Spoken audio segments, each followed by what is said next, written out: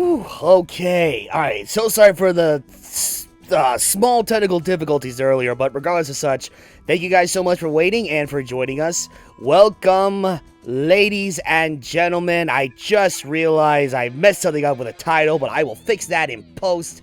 Regardless of such, welcome to the final Golden Wind Geekout, where we will not only be talking about episode 39, as I just noticed on the title, we will also be covering episode 38, as usual.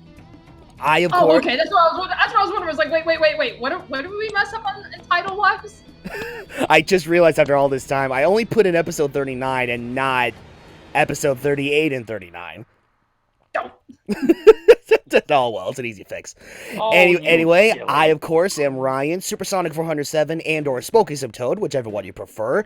We have our always special guest, Brian, Realmwars II, and we have, of course, your Geek Out host, Danny, RoushutsuRises.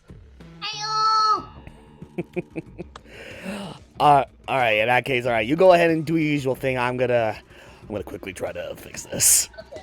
Yeah, I guess, yeah, because I know some people in the chat have been asking thoughts on the hero for Smash Brothers. So it's like, yes, we did see the video. Hero looks awesome. Not gonna lie, looks like it's like, I know a lot of people are comparing Hero to Robin, and I'm totally okay with that. But it's like, again, it's just one of those things like, gotta actually play him and see, okay, lots of RNG involved. Just gotta see how does it actually play out, like how does it feel. But looks very promising, and yeah, it looks like someone said it might have just dropped now, which I kind of figured what was gonna happen because that's exactly what happened with Joker. It dropped like late at night, so that's where I'm just like, okay, as I figured. I might need to restart my system because I've yet to get him in my roster. Well, that's why I am not even gonna fucking bother until tomorrow. So it's like at this rate, it's like I'm never gonna get it tonight. So I'll wait and worry about it tomorrow. But in the meantime, JoJo. Yeah, JoJo. That's the important thing here. All right. Yes. So like I said, if any of you guys are wanting to play Smash, by all means, go on ahead and do so. Feel free to put us in the background or something. We're not going to be able to show video. Don't want to put, we don't want to put the stream at risk. Don't want to put our channel at risk. I mean, YouTube already dinged a couple of our geek outs that I've had to go back and redo because of some of our reactions. Like, they don't like us talking about the new intro and outro, and for whatever reason, they don't like us talking about Bruno dying. So it's like, okay, fine. I'll play that game. So anyway, 38. Goddamn, what a way to begin episode 38. Yeah, really. My God. Okay. So, yeah, the introduction. Okay, here we were, like, confused out of our minds on exactly, why in God's name did they feel the need to go ahead and play the intro again? Because on episode 37, yes, they play the intro, but usually, when we get that intro filled with sound effects, that would have been the end of it. No. Apparently not. And it turns out, with episode 38, yes, they replay the intro, but for a good reason. You notice how when we were formally introduced to Diavolo and all the action with Diavolo and Giorno and co, everything was starting to go down. We got that good snippet of what happened when Diavolo uses King Crimson to initially, cut through time and move right behind Giorno. We got that, but remember, because of what happened with the big reveal of Golden Wind Experience, they implemented that into the intro. So yes, we got Diavolo like trying to be all cool and crap, going right behind Giorno. But then during the same introduction, out of the blue, time reverses as if nothing ever happened, and bam, we get we see Golden Wind Experience in the intro. And might I add, We also got another really big reference of Dio with Giorno. Oh my god, I was freaking out so hard when that happened because it was like, because we were all like, wait, what's going on? And then as soon as we see, Giorno's messing with the intros, we're like, oh, okay, that's pretty cool. The referencing Golden Experience Requiem. As soon as Giorno strikes that pose, exactly like Dio from Stardust Crusaders, and it's like, yeah, Ryan and Brian can tell you this, I was freaking out. Like, well, yep, that's Dio's kid, all right. Yeah. Like father, like son. Just in case if I haven't made it abundantly clear, I love Dio. He's my favorite villain out of the entire series, and it's just, I cannot help but love the guy. So to see,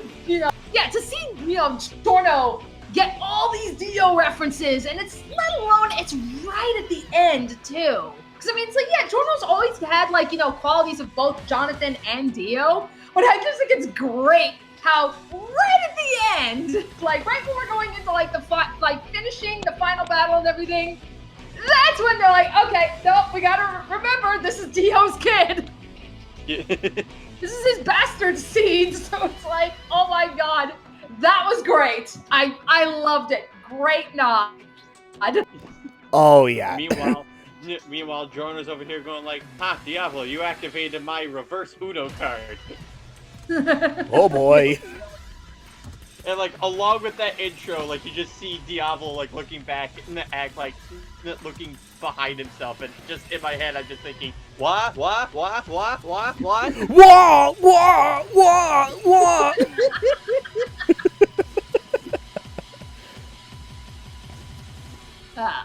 Yes. Oh, by the way, Ryan, for whatever reason, chat box is not working on this. I've noticed that. I've been trying to fix that, but it's just not wanting to work. Figures. Yeah. It's like I've been closing the chat box. I've been opening it back up, copying and repasting stuff. Still not doing anything for some reason. Whatever. OBS, fine. Be a bitch for all I care.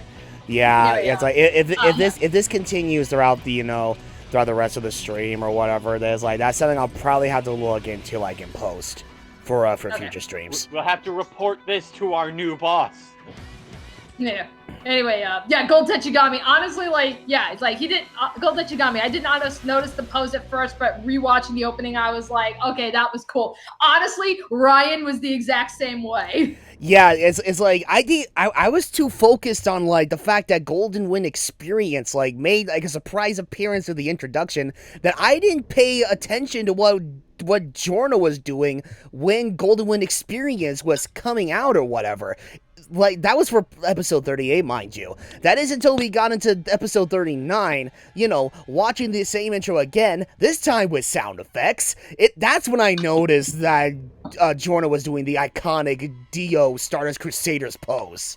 I'm like, are you serious? I just now noticed this? Oh, come on! Oh no, I'm sitting here like, why did you think I was freaking out?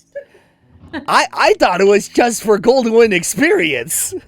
I thought that was just it. Alright. Anyway, Go Ninetales. Never watched a single JoJo episode. Highly recommend it. I mean, there's multiple ways you can watch it. Like, it's on Crunchyroll. Obviously, they've got every season. It's seasons 1 through parts 1 through 4 are on Hulu.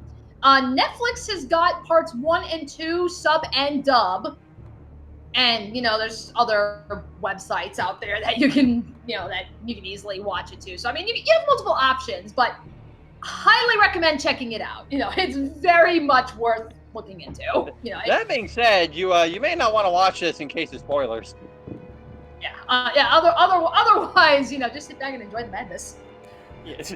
I mean, when you really think about it, it's like this is talking about the end of part 5 or whatever. It's like if the person in question is interested in watching JoJo, which I completely agree, I totally recommend it, then it's like they have to start all the way back to part 1, and it will only be a matter of time before he or she finally gets around to the end of part 5. Mm-hmm. So it's like, Anyway, I'm sure by that time it'll probably like, oh wait, what was going on with part 5 near the end? Whatever. Yeah. Anyway, Jordan Carroll, Danny, have you thought of doing a Let's Play of the Stardust Crusaders fighting game by Capcom? Oh, I know what one you're talking about. I'm not. Yeah, I'm not. That's all I'm gonna say. I'm not. But that's all I'm gonna say. Oh man. Yeah. So anywho's okay. So anyway, yeah. As far as intro goes, I think that's pretty much it. So let's actually go into the episode itself. And it starts with a prequel. Yeah. Okay. This happens in the manga too, where it's like, okay, we're in the middle of literally we're finishing off the final battle, and it's like literally right when the battle is done, they literally start cutting into like a side story. Like they did this in the manga too, so this is not something just unique to the anime. So if you're wondering, what the hell is this conversation or whatever that Mista was starting, don't worry. That does lead to something, but that was in the manga as well. So, the anime is being very, very faithful to the manga. And that being said, that's actually one of the criticisms that I have about the ending for Golden Wind. Is like, I don't mind the side story, but why in the hell do you throw it in the middle of this final battle? Why do you start doing this? Yeah. Like after that massive cliffhanger that we had, with Golden Wind Experience beating the living daylights out of Diavolo and King Crimson. After all that time, you open up with a side story. It's like, really? Yeah. But anyway, so yeah, we start moving into Diavolo's punishment, if you want to call it that. So what exactly is Gold Experience Requiem? Like, what is its ability? So, we do see that, okay, yes, he's pretty much, yes, he was erasing the, time that King Crimson was trying to erase. He's basically resetting everything so that, he never erased time in the first place. But, this is a Requiem we're talking about, let alone this is a Requiem that's not gone berserk. This is something that Giorno can somewhat control. I mean, even though Gold Experience said that, even Giorno's not aware of his ability, but it's, it's a lot more in his grasp.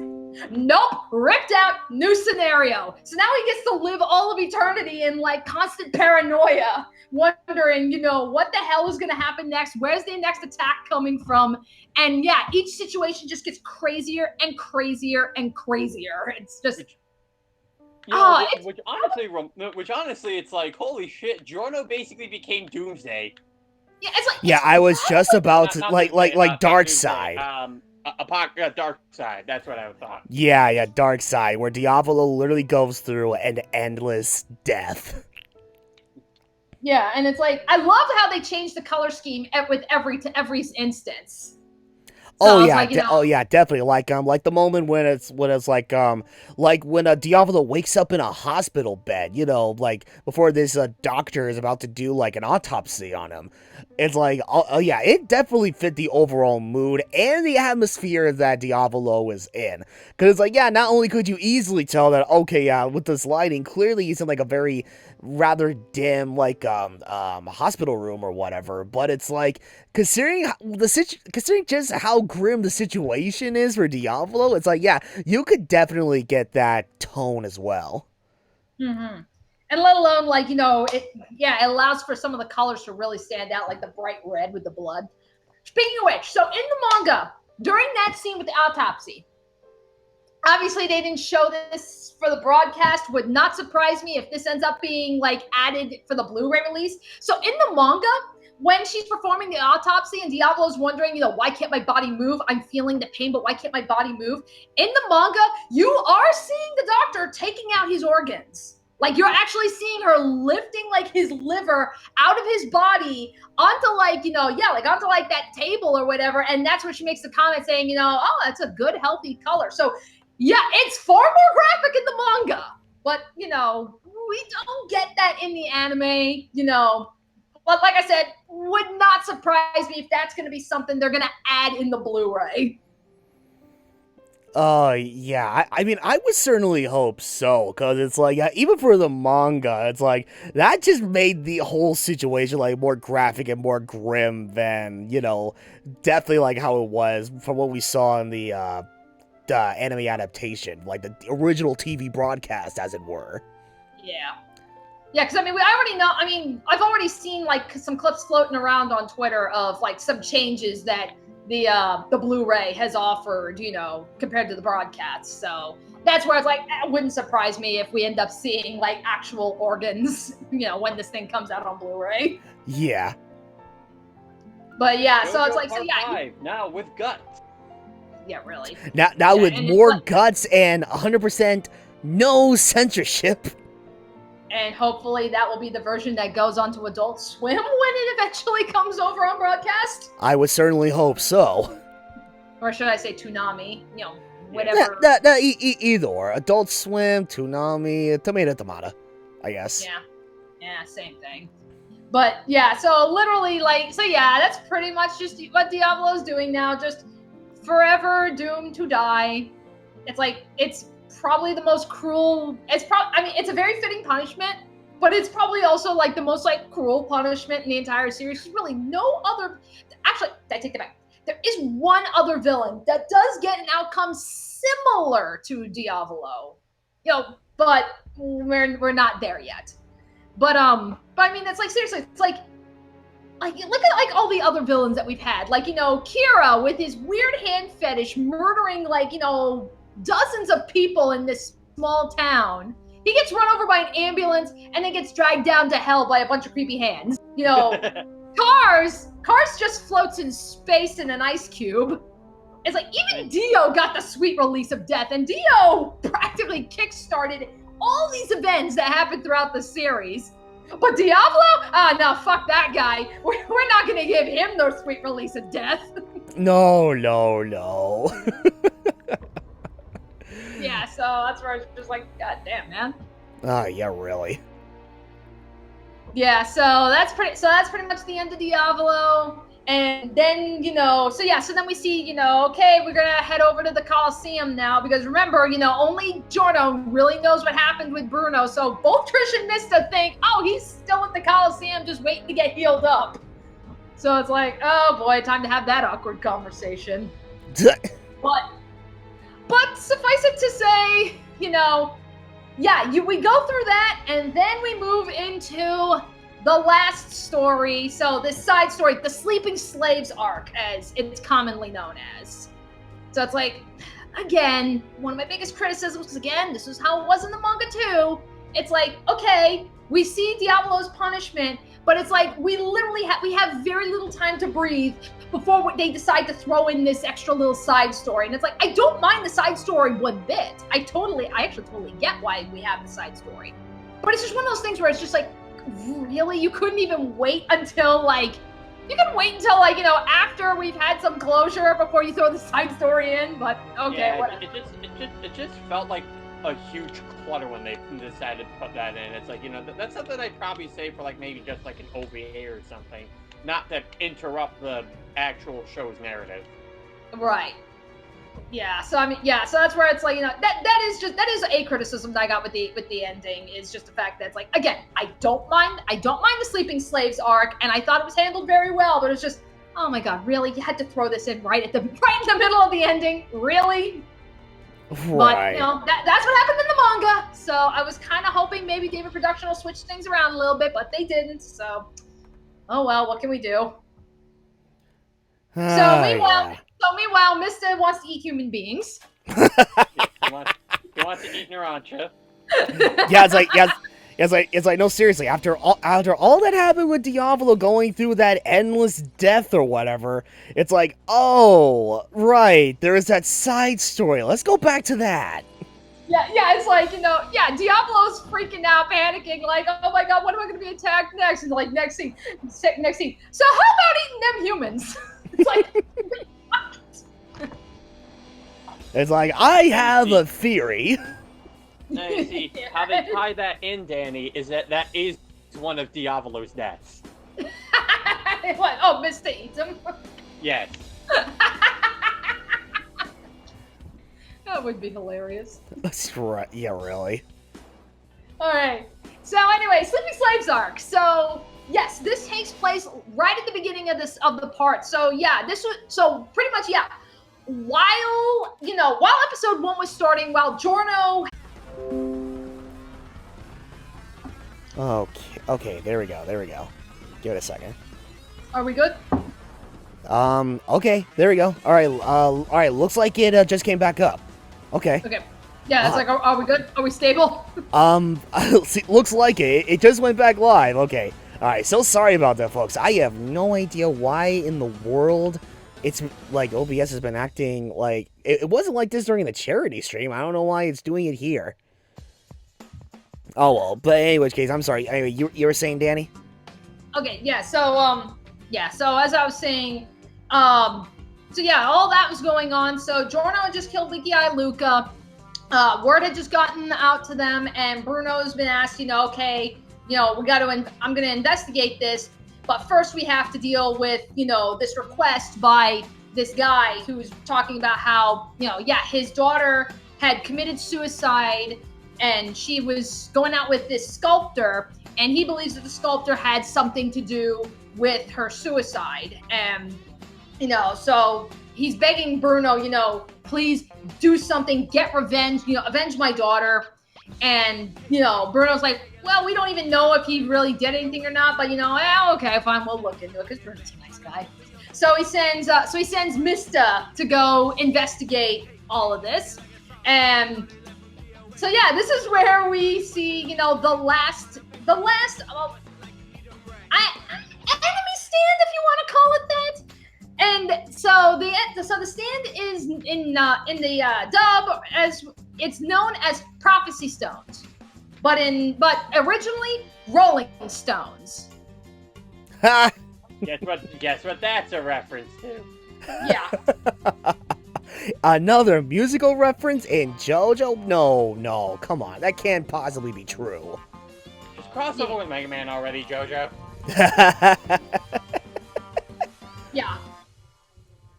Yeah. So we get this whole bit where, okay, so Mista, he does find the sculptor. His name is Scalipi. And Scalipi explains, what exactly is going on with Rolling Stones. So it's an automatic tracking stand. So what it does is it takes the shape of somebody who is destined to die relatively soon.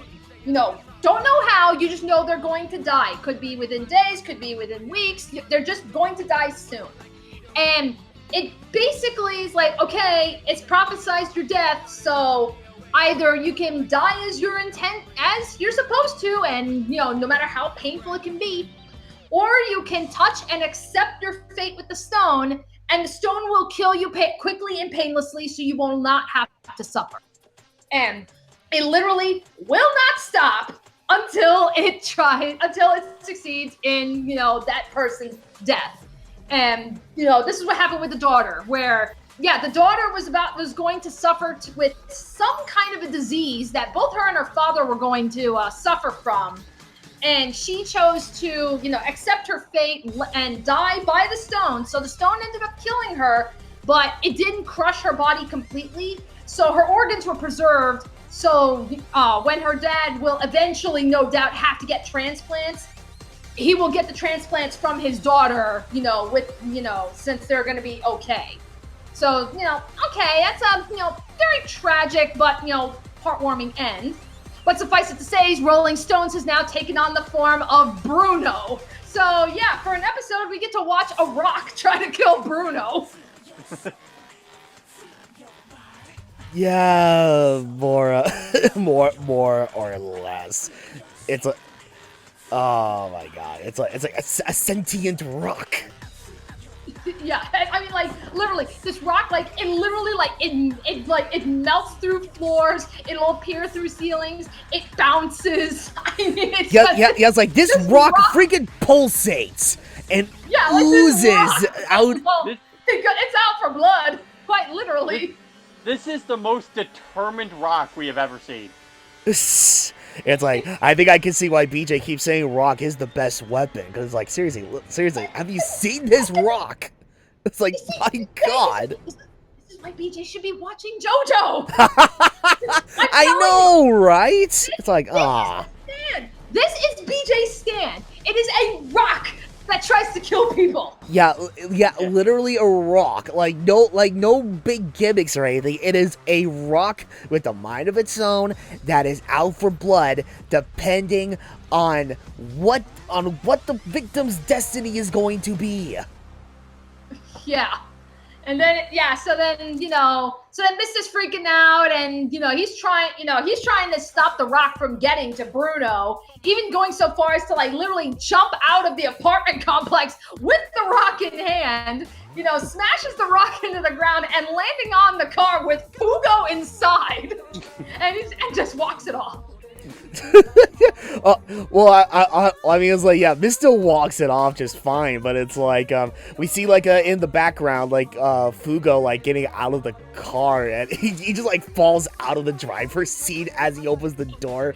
It's like, plop, oh, sorry, I'm good, I'm fine, whatever. What happened to my freaking car? It's like, Mister, like, just falls down, crashes into the car. Fugo's like, oh, hey, Mister. Oh, hey, Fugo. Ow, that hurt. Yeah. So suffice it to say, so the side story, it does provide a lot of foreshadowing for events that would later happen. So it's like, of course, Rolling Stones prophesized that, Bruno's going to die, and, so regardless of what was going to happen, Bruno was going to die by King Crimson regardless. So that was going to happen. But because Mista had, crushed the rock and, changed its shape, that's where Scalipi's saying, you changed fate, but unfortunately it kind of changed it for the worst in some ways, because before it was just Bruno who was supposed to die, but now that because Mista changed fate, basically, and not only was Bruno doomed to die, now Abacchio and Narancia are doomed to die. But as Scalipi said, these people will go above and beyond, to try to change fate. And, perhaps their actions will awaken somebody, who can change their path and everything. Like, it's more or less just massive foreshadowing for Giorno, really. So it's like you have that. If you remember when Mista first touched the rock back at the restaurant, you see like the words like "kill" or something being like written on his finger. Like, that's a throwback also to, at the Coliseum during the Requiem stuff when their bodies were switched. If you remember, who was it that, technically, shot Bruno down for good back in the Coliseum when it was Doppio in the body? That was Mista. So it's like, okay, King Crimson may not have finished him off for good, but Mista sure as hell was. So it's like, that was massive foreshadowing. So it's like, there was even a moment, like, well, this was actually even just in the anime, and I remember this. If you remember, way back at the beginning of the anime, like, right when, Giorno had just joined up with everybody, he just drank Abacchio's tea, and, they're getting ready to go onto the boat to, go get the fortune. If you remember when they're walking down the street and Giorno, he's making note of how friendly people are acting towards Bruno. If you remember the conversation in the background while they're walking, like Mista and Fugo, like Fugo mentions, oh yeah, we could have driven to where we needed to be, but Mista ruined our ride. And Mista's like, hey, dude, I explained that wasn't my fault. That's what this was referencing. It was referencing Rolling Stones. It wasn't my fault, it was the rock. Oh, yeah, sure, Mr. God. I think Blame the pet rock, Mista. It's like, boss, I think Mista's losing his mind. Yeah. This is a load of barnacles. Yeah, so pretty much like the Sleeping Slaves arc, I mean, it's massive foreshadowing, and it's also tying into the whole idea of, people trying to overcome and overcoming fate, accepting fate, the general themes of part 5. And yeah, Sleeping Slaves is just bringing it all home. So I totally get why we have this arc. But it's like, okay, we have this arc, and then, oh, by the way, now let's actually go back to present time. Oh yeah, that's right. There was an actual plot. I mean, let's go back to that. All right, we kind of just killed a guy. Yeah, really.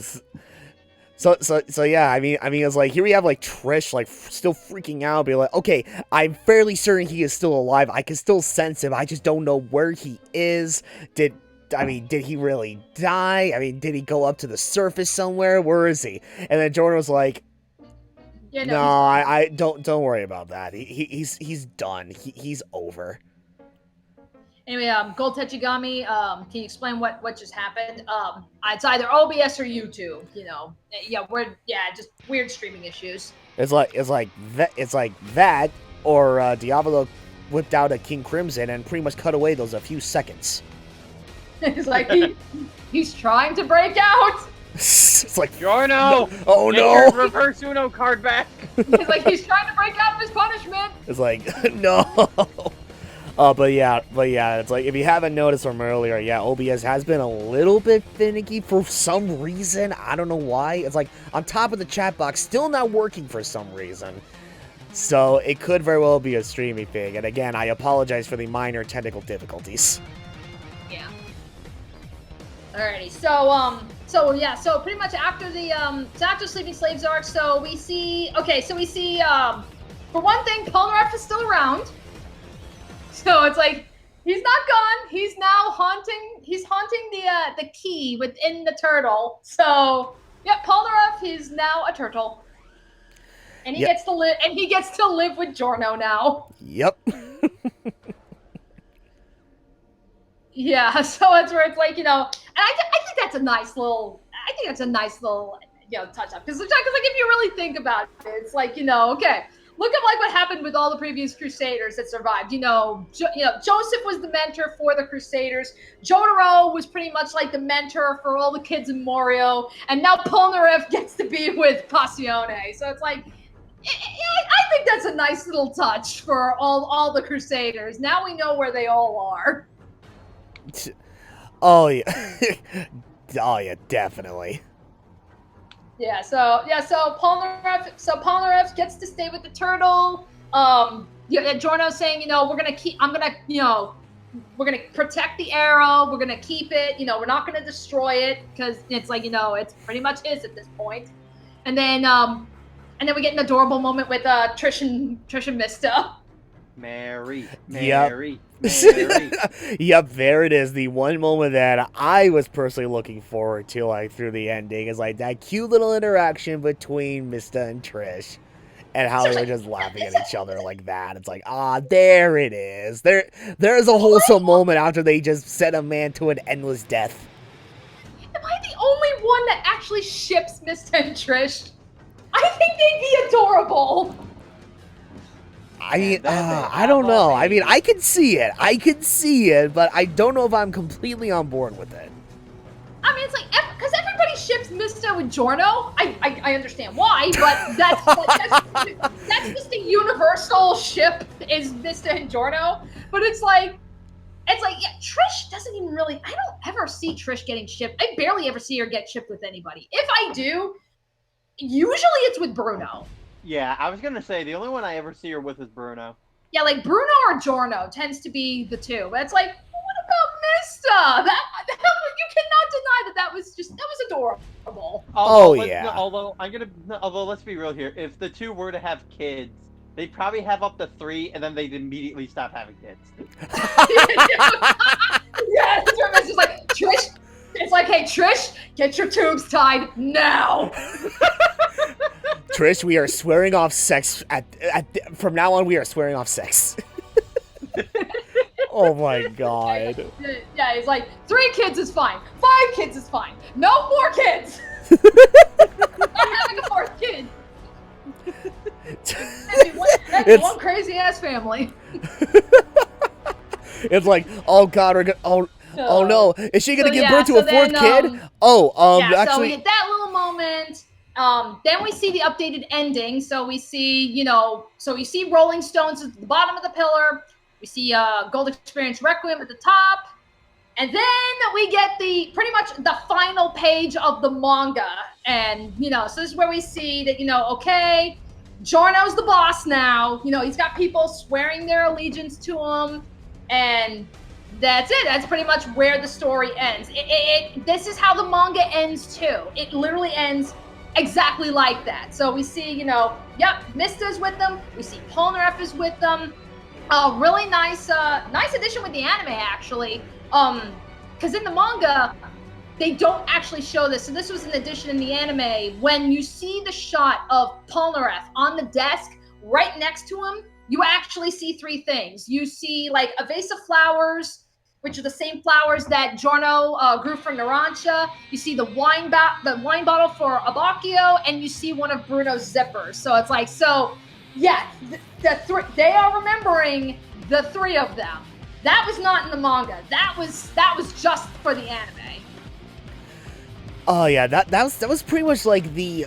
Oh man, I'm not gonna lie. I think it's like the one great thing that they decided to do with the ending, because other than that, as much as I hate to say it, because this is like the one thing that I was worried about when it came to how they were gonna handle, the ending, like for the anime adaptation.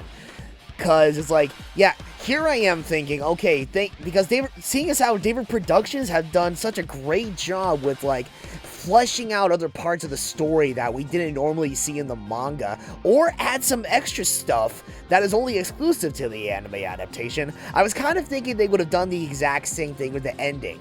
But no, even with the brief reference with the flower and vines that Giorno created, to cover up Narancia, or Bucciolati's zipper, and of the wine that Abacchio drinks or whatever. That's pretty much it.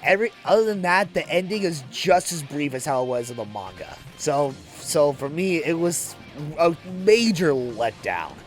I'm not gonna lie. Yeah, it's like, I will say though, that it's like, Giorno in black. Giorno looks good in black. He really does. But this is also Dio's kid, so Dio wore a lot of black at the end of Stardust Crusaders, so it's like, again, father like son. It's hereditary. Yeah, so I mean, it totally suits the kid. I still suddenly wish that instead of the black outfit, it was the Giorno classic look. We see him wearing blue. Yeah. I still wish that could have been the ending. Because, not once do we see Giorno class. So it's like, dang it, man. Missed opportunity. Yeah, really. It's like, seriously, the closest thing we ever got to Giorno Classic was that screenshot that they showed with both Classic Giorno and Gold Experience Requiem. But that's just about it, really. Yeah, like on Twitter, like for each day counting down to the finale, they were drawing like artwork for all the characters, and it was like, on like the final day we see Giorno, and the color scheme they gave him was Giorno Classic, and it was like, that's the closest we're gonna get. Yeah, at this point, that is the closest thing we are ever gonna get to Classic Giorno, unfortunately. Yeah, and Mista wearing purple, as JP Damon pointed out. It's like, never expected Mista wearing purple. I didn't expect him to be a purple guy. Well, I mean, Giorno's not wearing the purple anymore, so he's got to take after his boyfriend. Oh my god. No.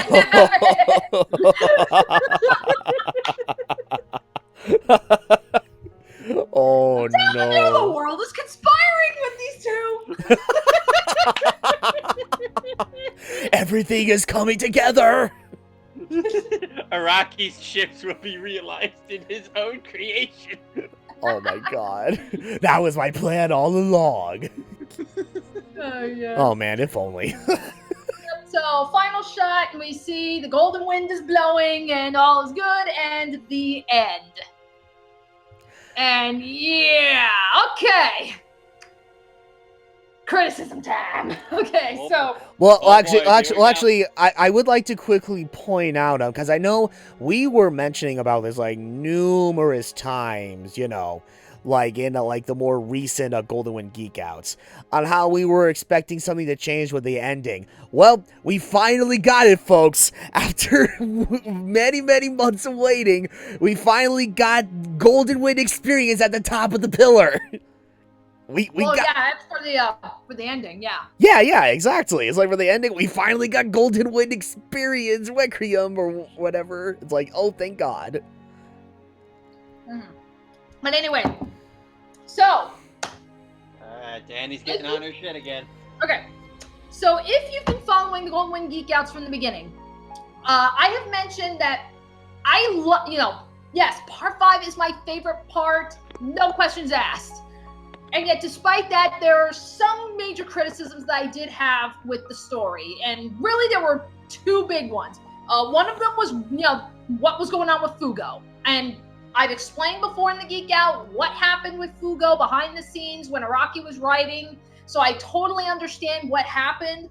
But nevertheless, it still kind of irked me how, he was just written out of the story like that. And it was just, no mention of him whatsoever afterwards. And it's like, they continued the story as if he had died, which was the original plan, but he didn't die, but they still treated him as if he did. So it's just like, that always kind of irked me. The other criticism I had really was the ending. And I think it's because it left a lot of questions open. And I mean, maybe Araki had intended that, let us draw our own conclusions. So I mean, it's like, it's like Giorno becoming the boss at the end, that's a foregone conclusion. We knew that was going to happen. But it's things like, what happened to Fugo? Fugo, he's still out there somewhere. So with now that Giorno's got the reins, so what happened to him? Is he still a part of Passione? Did he get hunted down or what? So it's like no answers for that. More importantly, what happened to Trish? Trish was the axis that pretty much the entire story revolved around. I mean, it was like literally as soon as she entered the picture, that was really when the story kicked off. So it's like, I mean, I don't know whether she would stick around to be part of the gang or she'd want to go back to living a normal life. But regardless, it's just like, really, we don't even get any kind of an explanation, like what happened to her afterwards. And it's like, that was another thing I was hoping at least maybe a couple of, like a brief second glance or something that would actually give us some hint as to what happened with Trish afterwards. Does she stay with them and join the gang? Does she decide to go and just live her normal life? And, does she stay in touch with them? Like, what happened to Trish? We don't get any of that. That annoys me. And again, I think that's why I cling onto Purple Haze feedback so hard. Because a lot of these questions I had about the ending, they do get addressed in the novel. So we do know what happens to Fugo. We do know what happens to Trish. We do hear about how exactly Giorno rose to power. So it's just like, and again, it's just like, the story's technically not canon, but that's the closest we're gonna get. So I'm just like, dang it, So that was where I was hoping, like, of all the times that David Production could really add things, to the anime, and they've added a lot. And everything that they've added has been very good additions. So the one time that you would think, like, okay, we, give us a couple little, like a minute or two, just briefly just showing where everyone is at this time, and we don't even get that. So I'm just like, that annoys me so much. Yeah, you know what? That is exactly what I was referring to when I briefly talked about, like, my issue with the ending and whatnot. Because, again, it's like, just like how it was in the manga, for some reason, they made the ending, like, just as, like, in the anime adaptation, they made the ending just as brief as the manga, regardless of that very nice little reference that they had with, like, remembering Narancia, Bucciolati, and Abacchio. It's like, it's like the ending, it's like, there was, like, just one big conclusion, and Giorno became the new boss of Passione. It's like, alright, good for him or whatnot. But at the same time, I strongly agree. It left many unanswered questions behind. And yeah, that's the one thing that irks me when it comes to part 5. Yeah, more so with the ending and all of that. So I mean, it's like, yeah, at the very least, it's like, yeah, I too was hoping that, considering like what additions David Productions have made to the anime adaptation compared to the manga and such, I was really hoping that they would do the exact same thing here with the ending to Golden Wind in general. But for some reason, no, that just didn't happen. Yeah, that's kind of exactly, in a way, that's kind of actually how I feel like, if I might go off topic for a brief second for a comparison here. I kind of felt the same way about the final season of Game of Thrones, because I did get around to finally watching that. And I know everybody is ripping that final season a new one. And it's like, I get why people are upset. I guess I was just part of the camp where it's like, I get where the season started. I get where the season ended. I don't necessarily mind like what happened at the end, like the set pieces, like what happened to everybody at the end. It's just how we got from point A to point B was like either like super rushed or things were just flat out ignored.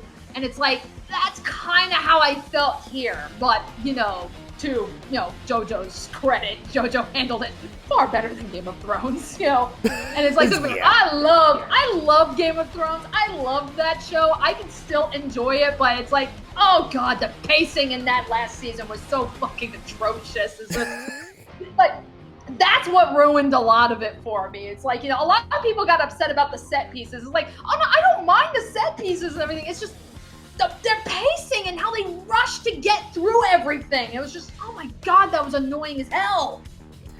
Ah, jeez. Oh man. Yeah. But enough about Game of Thrones. Back to JoJo. Yeah, back to good shit. Yeah, so it's like, that's part 5. So that's Golden Wind. So, all right, time to time to geek out about this thing as a whole. Now that we've got all the episodes done, so I guess we'll do a round table. So, Brian, as someone who's only watched this anime and has not read the manga, what did you think of part 5 as a whole? I wouldn't say it's. I wouldn't say it's my favorite part, but I think it's definitely somewhere in. I think it's somewhere in my top 3 because I really did enjoy Golden Wind. It had a lot of great things about it. I didn't like. One of my criticisms towards it was mostly just that I didn't think Giorno was that interesting of a character. But then later in the series, he did slowly start. He just started doing cooler and cooler things. And you can't ignore just how amazing that the cast members are here. Like, I loved practically every single side character, like especially Mista, Bruno, and Narancia. Have you been able to settle on a favorite character between those 3? You know what? Personal bias kind of wants to say Narancia just because the Japanese version he's voiced by Izuku Midoriya. Of course. Of course. But, like, the other thing, too, about it is just that the stakes also just felt so much higher, and on top of that, it was definitely... I definitely want to say that since part 4, I had no idea where exactly this plot was going to be going. Like, it was taking so many twists and turns with just where it was going, so it just kept me at the edge of my seat wondering what's going to happen next, how are they going to get themselves out of this, and just because of that, I felt so much more invested. All right. Okay, so I guess Ryan, what did you think? Well, I think it's safe to say that, with part 5 as a whole, this is, like, if you ever want to get into, not just for part 5, but just JoJo in general, it's like, this is the more definitive way of experiencing. Oh, god damn it! No pun intended. I'm sorry.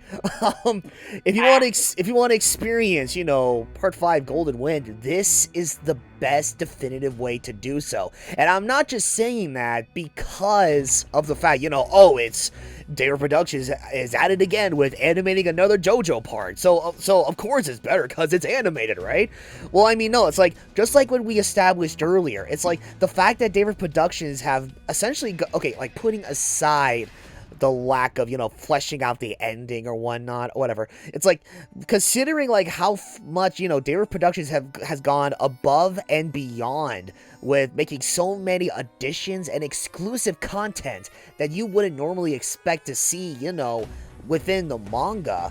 It's like you get the better experience this way. So it's like with Part 5 as a whole, it's like just seeing like all these moments in action or whatnot with the very smoothly animated fight scenes, and even with the voice acting, this part was very well done. It's like, in regards to like the original Japanese dub of JoJo's Bizarre Adventure, it's like I was impressed by the overall performances and pretty much everything else done with this part. I was impressed, and I had a blast from beginning to end.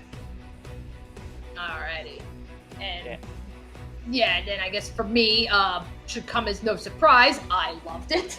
It's like, Ventario, it is my favorite part. Steel Ball Run comes very, very close behind it. I think the reason why I like Part 5 more than Part 7, I think it is because of the cast of characters. I really, really loved this cast. Like, not just the good guys, but the bad guys too. So it's just, I absolutely loved it when I read the manga, and it was one of those things where I was like, when I first read it, I was like, oh yeah, this is pretty good. But as I started reading, Part 6, and then later on into Part 7, then eventually Part 8, as I'm reading this and I'm thinking back to, previous parts, I found myself really coming back a lot to Part 5. Like, I remember this fight. This was really cool. Or I really liked this character. And it's like, I think it was like, right when I was when I was like, I want to say 3/4 done with Stone Ocean, I think was really when it hit me like, oh my God. I think Part 5 is my favorite manga part so far. Cause it's like, I keep thinking back to it, and I keep going back and rereading parts. Like, I mean, I'm not kidding. Like, I think I must have lost count how many times I've gone back and reread fights and chapters from Part 5. Where it's like, I've reread a couple of parts from 7. I'm actually going to go back and reread Part 6, because I've only gone through that one time and really didn't have the desire to go back to it, but I really owe it to myself to give that one another shot. And JoJolian's kind of still ongoing. Still haven't gotten around to reading 1 through 4, and I really should. But yeah, so I was like, I already had personal bias with the manga. So of course, I was, really anxious to see how the anime was going to handle it. And I mean, oh my God, the anime surpassed the manga in every way. Definitely. I don't think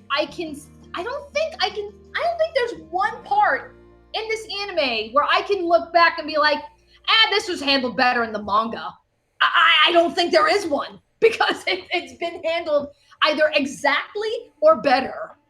So, I mean, that's where, so it's like, hands down, hands down, anime better than the manga, hands down. So it's like, David Production, everybody involved from, the directors, the writers, the actors, the music composers, the interns giving them the coffee, everybody involved, take a goddamn bow on this one.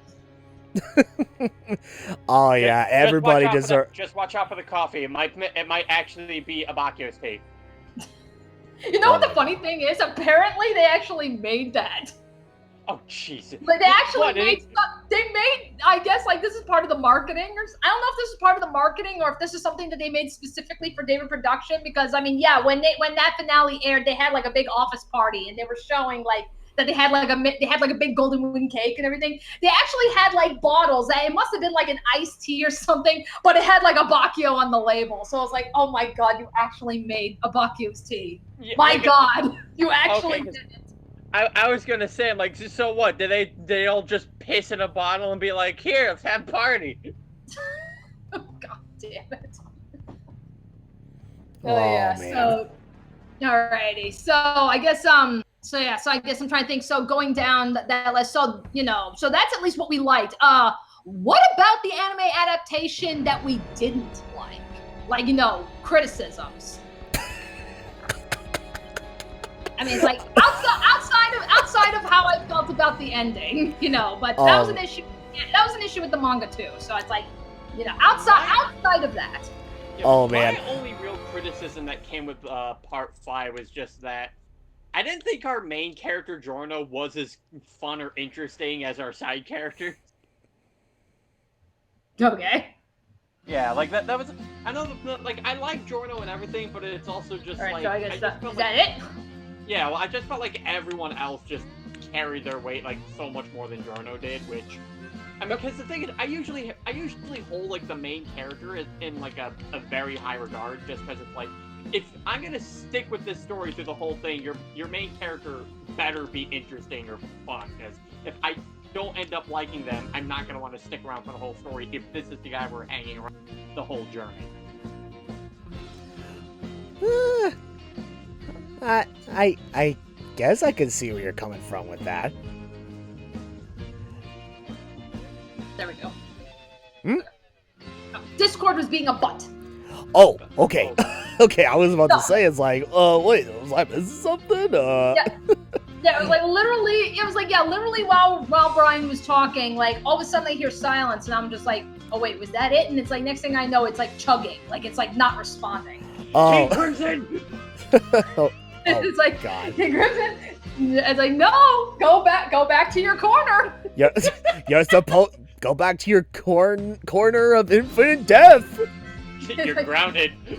Yeah, it's like, go back to your corner, young man. How many times do you have to teach you this lesson, old man? All right. So anyway, so the last thing I had heard, Brian, was you mentioned how you felt that Giorno was not as interesting as the rest of the characters. That was the last thing I had heard. Yeah, like I just feel like the side characters are just carry the weight of like everything so much more than Giorno does, and it's like, again, I don't dislike Giorno. It's just that when it comes to the main character of the story, I hold them at a much higher standard, because it's like, yeah, if I'm gonna follow the story to the end, your main character should be interesting. Otherwise, I'm not gonna enjoy my time going with them. That's the reason I love Joseph so much, because he's such a fun character. Okay. But, I guess, Brian, you could say Joseph has more like a distinct personality compared to Giorno. Would you? Well, it's not just he has a more distinct personality. I also think he's just so much more entertaining too. Just the way he just fucks with everybody. Right. All right. Was there anything else? I can't really say too much of anything else. I mean, yeah, honestly, I felt like that was really one of my only real instances where it's like, aside from, the ending episode, which I think we all have like shared universal opinion on. But, Yeah, I think it's safe to say at this point is like the biggest dislike that we have was just how David Productions handled the ending. And don't get me wrong, I appreciate the fact that even after all this time, David Productions is still stayed true to what was shown in the manga and then some. But for the ending, it's like, okay, I'm sorry. It's like, if they could add, if they've added, so many additions to the anime, earlier on, it's like, honestly, what was stopping them from doing it here, I mean, I guess if there's something I can give, my girlfriend Cassie, who's actually been watching the series, she doesn't necessarily like part 5 as much, but it's something that I could probably maybe get some of her opinions out there, so maybe there could be maybe there could be a bit of a discussion on that, because I do feel like she raises points more so something of what she would probably consider an issue to her, more pet peeves really. But one thing I know that she didn't really like was that she felt like it was a bit too depressing. Every single character had some sob story, and that it was just a much darker JoJo. Oh yeah. Oh I yeah, mean, yeah. I mean, hands down, really, like, out of all the parts, I mean, yeah, this is the darkest one. I mean, yes, it does have its comedic moments, but it's not nearly as like goofy or, not goofy, whimsical, and like fun loving and everything like like the previous parts were. So it's like we've gone through 4 parts that all had those qualities. And I mean, Stardust Crusaders had its dark moments, but it also had its very fair share of goofy moments too. So it was a nice balance. Right. And yeah, here comes part 5 where it is mostly serious. So it's like so I can understand not appreciating that tonal shift. I can understand that. I mean, that's one of the reasons why I like it so much, but I can understand if that's not everyone's cup of tea. So I get that. Yeah, it's not everyone's Abaku's tea. Yeah, really. It's not everybody's green tea. Oh. No, no, we are not going there.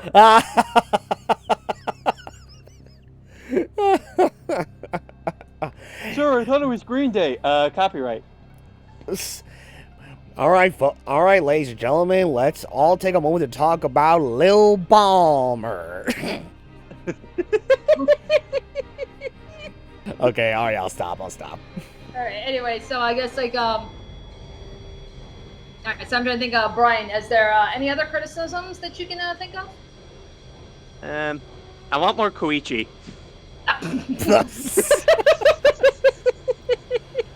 Well, I mean, to the anime's credit, they did technically give us a little bit more Koichi compared to the manga. Because remember, if you remember, it's like in the manga, it's like after the whole fight between Giorno and Black Sabbath, then that's it. Koichi just it's like as if Koichi just vanishes into thin air, never to be seen again. He should have came back and been the one to deal the finishing blow. And Diavolo's like, bail. So this is how Jotaro felt. God, but like at least they had the common decency to added a little extra to be like, oh, okay, so this is what happened to Koichi, after the fight with Black Sabbath. They actually went out of the way to be like, all right, well, I think I found Dio's lost child or whatever. Anyway, I'm heading back home now. Yeah. Jotaro, go back and see your kid. So yeah, no, honestly, I don't have too many criticisms with part 5. Okay. Yeah, I just think I just don't think I'd say my only real issue is just that I just didn't think Giorno was as interesting as some of the other characters that we had. I don't know. I'd say he's probably my 4th favorite currently. Like I like of course I like Joseph, there's Josuke, like Jotaro, and then there's Giorno. Honestly, that's kind of how I feel too. I mean, switch it around a little bit. Josuke number 1 for me, then Joseph, then Jotaro, and then Giorno. So anyway, so I guess Ryan, how about you? Oh man, that's the interest. All right, this is interesting because quite frankly, okay, I don't know if I would say this as like dislikes or like criticisms per se. I think I would consider this more as like nitpicks because throughout the entirety of Golden Wind, it's like there have been instances where just out of the blue I see like some inconsistencies with whether it be like with the animation or something in regards to the art style. Like if you guys have been keeping up with the Golden Wind Geekouts previously, you may have noticed how there have been numerous times where I would point out how at one point, like during one scene, we see a character literally with no face. Everything else is intact except they all have a blank face.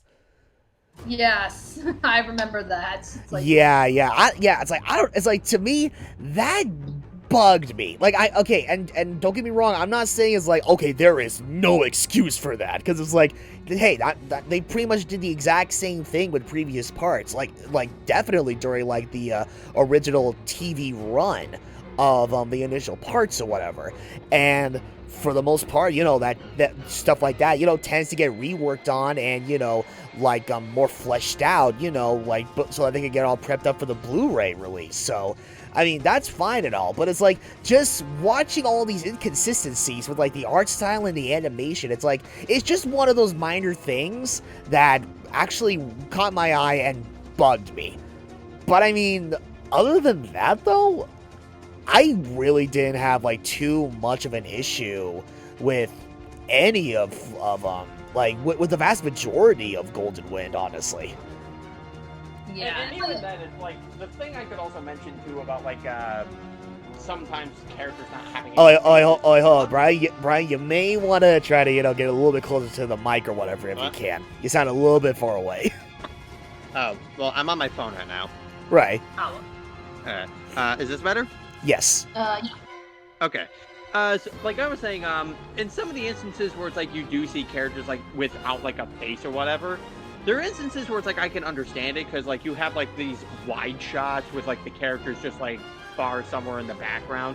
So some artists tend to not try to draw the faces because it's like you don't want to try putting too much details into one small space. Because Nobuhiro Watsuki, the writer of Rurouni Kenshin, does the same thing. Like he has like a bunch of characters like far in the background. Like he'll draw like the characters like figure, but he won't draw their face because it's like you don't want too many line details in one small cramped area.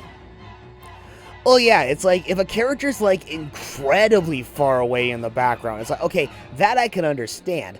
But there have been moments where it's like, the characters are close enough to the camera that you would think they would have enough space to draw out, to at least draw a decent face or whatnot.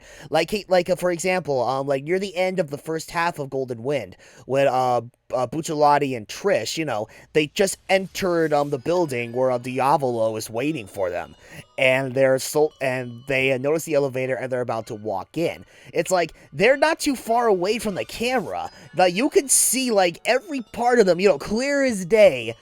Yet for some reason, both of them still had like a blank face on them. So you literally see like these walking, talking Slendermen of sorts with their faceless expressions, just walking closer and closer to the camera, and it's like it's almost like that, where it's like it's just jarring. Mista has no mouth and must scream. Oh, God. Yeah, really. How are you gonna eat Narancia now, huh? But yeah, it's like I'm fairly certain that it's like they will like flesh out like moments like that throughout the anime to get everything all prepped up for the Blu-ray, because it's like, yeah, kind of like what you brought up earlier, Danny. It's like, yes, there have been clips floating around where it's like, yes, like not only have they been fleshing out the art style a little bit more, but they've also they've also been fleshing out the animation as well. But they've also been like changing up the shots of like certain moments throughout the anime or whatnot, especially during the fight scenes.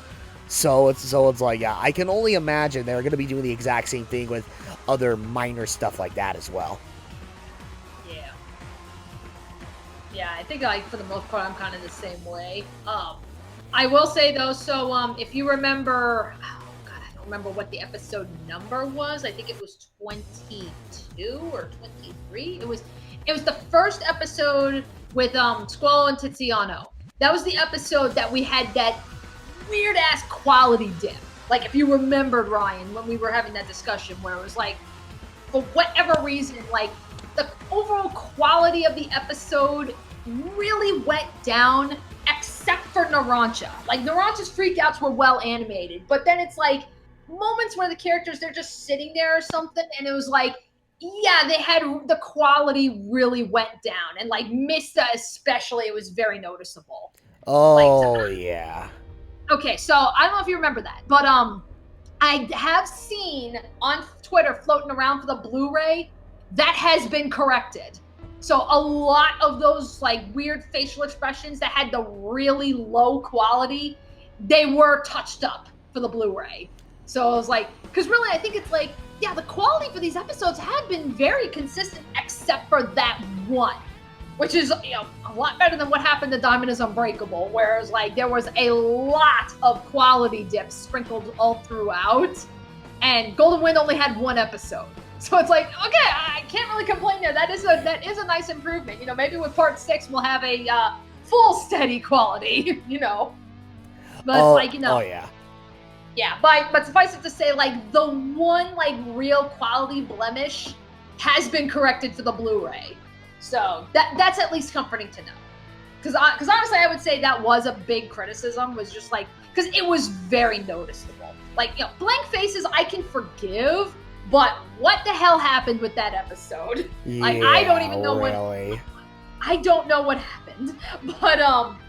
But yeah, suffice it to say, you know, that has been corrected for the Blu-ray, so it's like, okay, that's comforting to know at least. So, you know, probably when we do eventually get the English dub, which is really when we're going to see the Blu-ray quality, that's probably when I'll be able to actually, like, witness it for myself.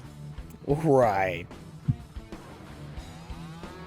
Alrighty, so, okay, so that's, next on the list that I had. So I guess, let's just geek out here. So, what are some of our favorite moments in the anime? If I can guess Ryan's, it involves 7 pages and a lot of movies. You say your best parts first, okay? I will bring out my best parts, thank you. I don't need you to tell me what my favorite moments were, thank you. I appreciate the kind gesture, but I can handle that. Brian, what were your favorite parts throughout this anime, Brian? Yes. Honestly, one of my favorite parts was I would honestly have to say when I'm trying to remember. I'm trying to remember the names. So it's like I know the guy behind the stand who had the one that forced Narancia that made him forced to like say things that he didn't want to say. Oh. Yes, Tiziano with Talking Head.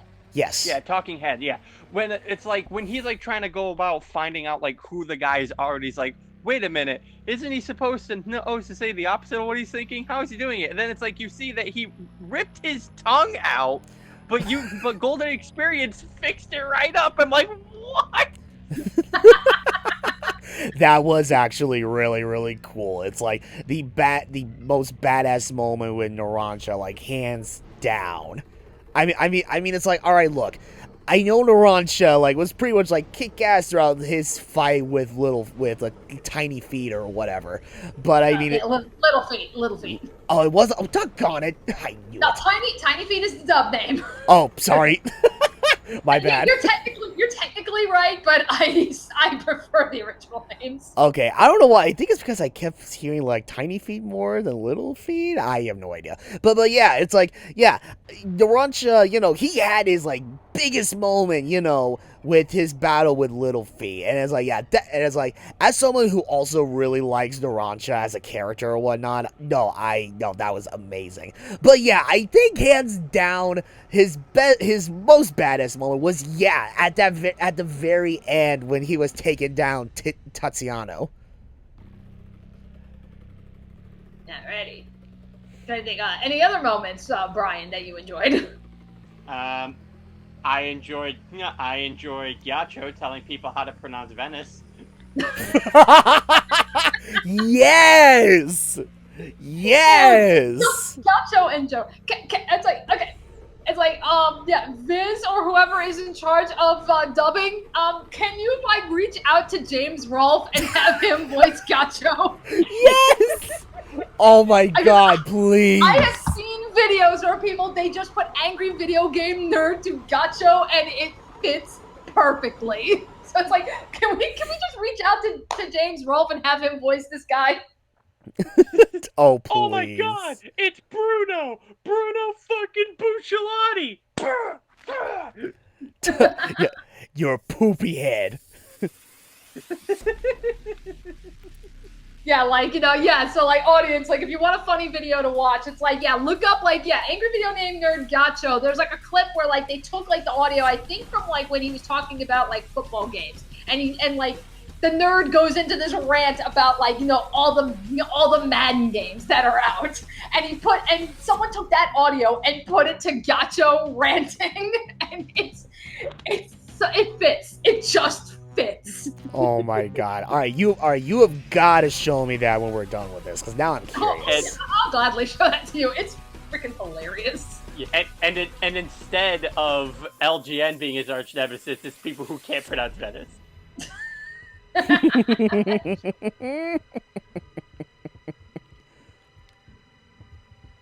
Oh God, yes. Okay, so I guess anything else, Brian, before we move on to Ryan? There's too many good parts to list out. So, like, Alright, okay. Well, I guess, for me, starting small and then getting bigger with some of my favorite moments. I think the first one that comes to mind, honestly, I actually really enjoy, like, the, how they handle the introduction for Trish. Cause, like, funny enough, it's like, I still remember, what was it? When, Trish was asking Fugo to take off his shirt or whatever, and, you know, and it's like, okay, here we are thinking, okay, Trish is probably this, you know, this innocent girl or whatever.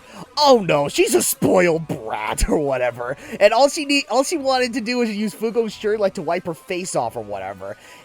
And it's like, the reaction Fugo had, you know, after what just happened. It's like, I could not help but laugh. That was great. Fugo, like, just out of anger, just throws his shirt on the ground. It's like, damn it! Oh man, it's like, oh, okay, yeah, next one that comes to mind, it's like, oh man, the freaking torture dance. It's like, come on. Yeah. Seriously. The fact that oh man, like, one of the many things that so many people were looking forward to being animated was the torture dance. And to this day, I still go back to that, if only because it's like, they took a little tiny dance that was like, like 3 panels long, you know, in the freaking in the manga or whatnot, and they made it to a flat out music dance video, and it was it was so good. It was so well done. So well done. Best feature of MTV. There was a reason it became a meme. Oh.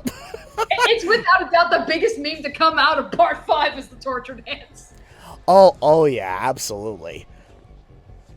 Oh, let's see. Oh, what else? It's like, oh man. You know, yeah. It's like, it actually. Oh shoot, what was it? Oh, okay.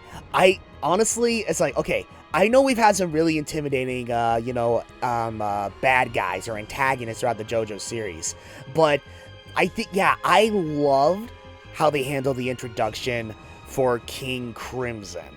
It's like, I will never get over on just how sinister and just how, oh my god, it's like, you see, like, King Crimson come out of the shadows after Bruno gets a taste of what King Crimson's power is like, and you know that shit is about to go down. It's like, with his monologue on how it's like, alright, no one is going to disrupt my fate or my destiny. I'll kill anyone who does that. It's like, oh my god. It's like, I mean, I still feel sorry for Bruno, you know, with, like, you know, like, having a whole, like, punch right through him and such, but it's like, man, that monologue that Diavolo and King Crimson say, you know, as, you know, like, right after he comes out of the shadows, I'm telling you, it was like one of the most menacing entrances, like, I have ever seen from a JoJo villain. It was done that well. Yeah, Jordan Carroll said, can we have Tim Curry voice Chocolata in the dub? Oh my god, okay, alright, you know what? That was actually, wow, funny enough, that was the next thing I was gonna bring up. The few moments we had between Chocolata and Sekko, I will never stop listening to, like, how when Chocolata, like, it constantly pets Sekko and tells him how much he's a good boy. It's like, oh, it's like, I don't even know if I'm gonna ever get used to, like, you know, how they're gonna handle the English dub or whatever, even though it's not out yet, because, oh my god, it's like, the voice actor for Chocolata did such a great job with that part alone. It's so great. It's like, oh, Yoshi! Yes, yes, yes, yes, yes, yes, yes, yes, yes, yes, yes, yes, yes, yes, yes, yes, yes, yes. It's just so great. So can we make this? So does that count towards JoJo's typical dog abuse quota? Dog abuse? I guess. I don't know. I think compared to, you know, like everything else that has happened to like a dogs like in previous JoJo parts or whatever, this is like the complete 180. This is more wholesome than anything. Yeah, but he ends up dying anyway. Oh. Well, yeah, because he's literally an enemy stand user. It's like there's a legit excuse right there or whatever. All the other dogs we run into, it's like they've been good boys. They've done nothing wrong. And then there's Iggy. Yeah, and then there's Iggy, who was like, yeah, he's a good. I mean, come on, Iggy's a good boy, but it's like, you know, he didn't want to actually show off his emotions or whatever. He didn't want to get too attached to anybody. Okay. Alright.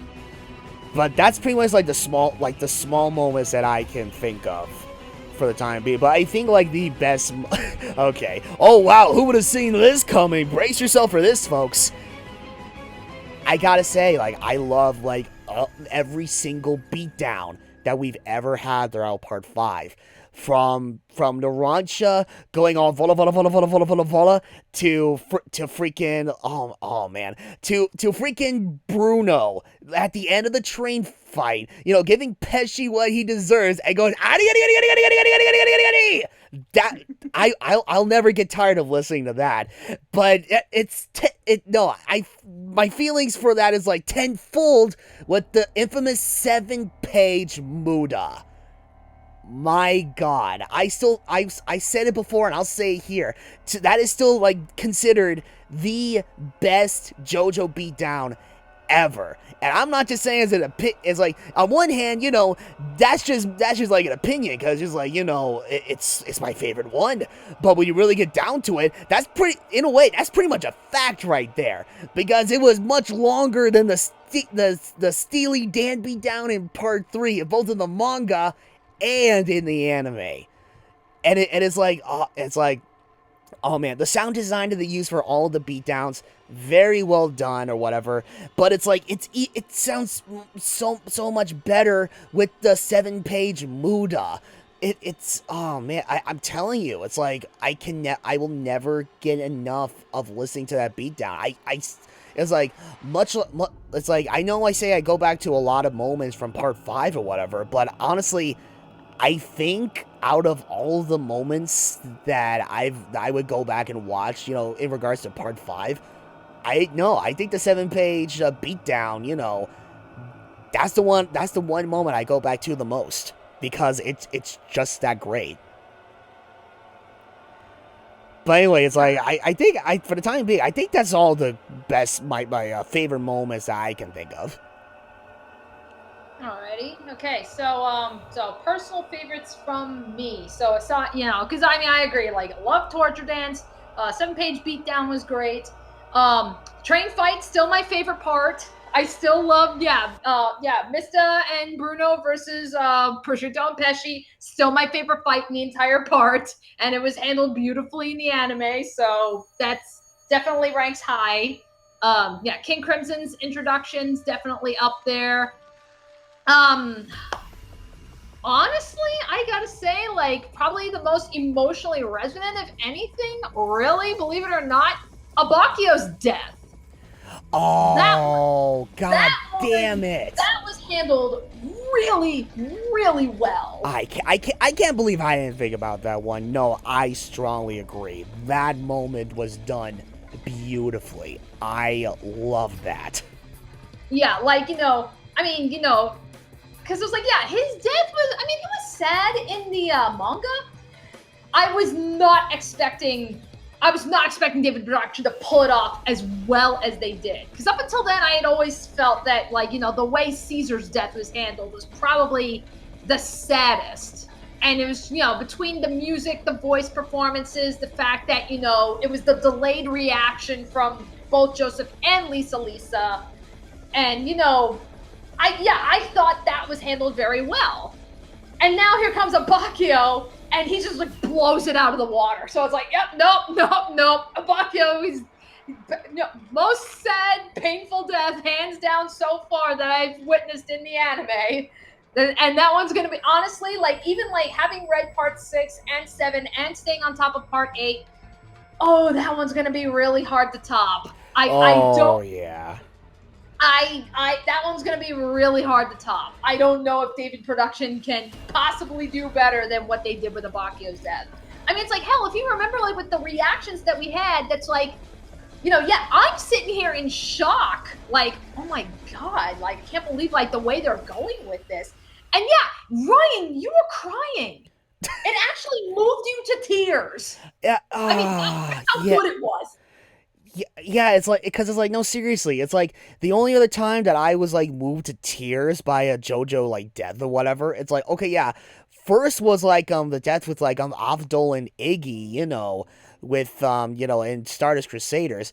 It really did the trick, with Caesar's death in part 2. It's like, seriously, that death gets me every single time, because of how they handle the symbolism and all that stuff, within that scene. But the same thing applies here with Abakio's death. It's like, it wasn't just with the symbolism or whatnot. It's like, it was also with the voice performances, especially from Narancia.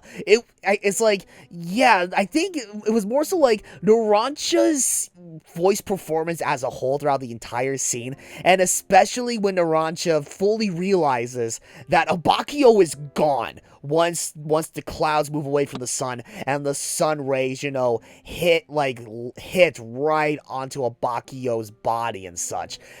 That's at that point, it's like, okay, that's it. You got me. I'm bawling right now. It's like, yeah, it's like, this correlates to what you were saying earlier on just how well David Productions handle that scene. And it's like, here I was thinking, that, like, when we were initially reading the manga, I was honestly thinking that, okay, alright, pshaw, that is never gonna top, the, death for Caesar, in Battle Tendency. Oh boy, was I wrong! Yeah, so... It's like, my god. Yeah, so, I mean, I have to say, that was definitely one of my favorite moments. I mean, it's like, yeah, don't get me wrong, like, Narancia's death was sad.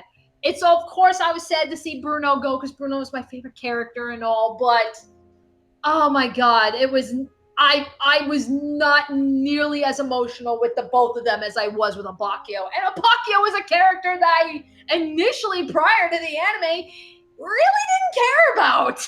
So I'm just like, oh my god. Oh, yeah, really? Oh, my god.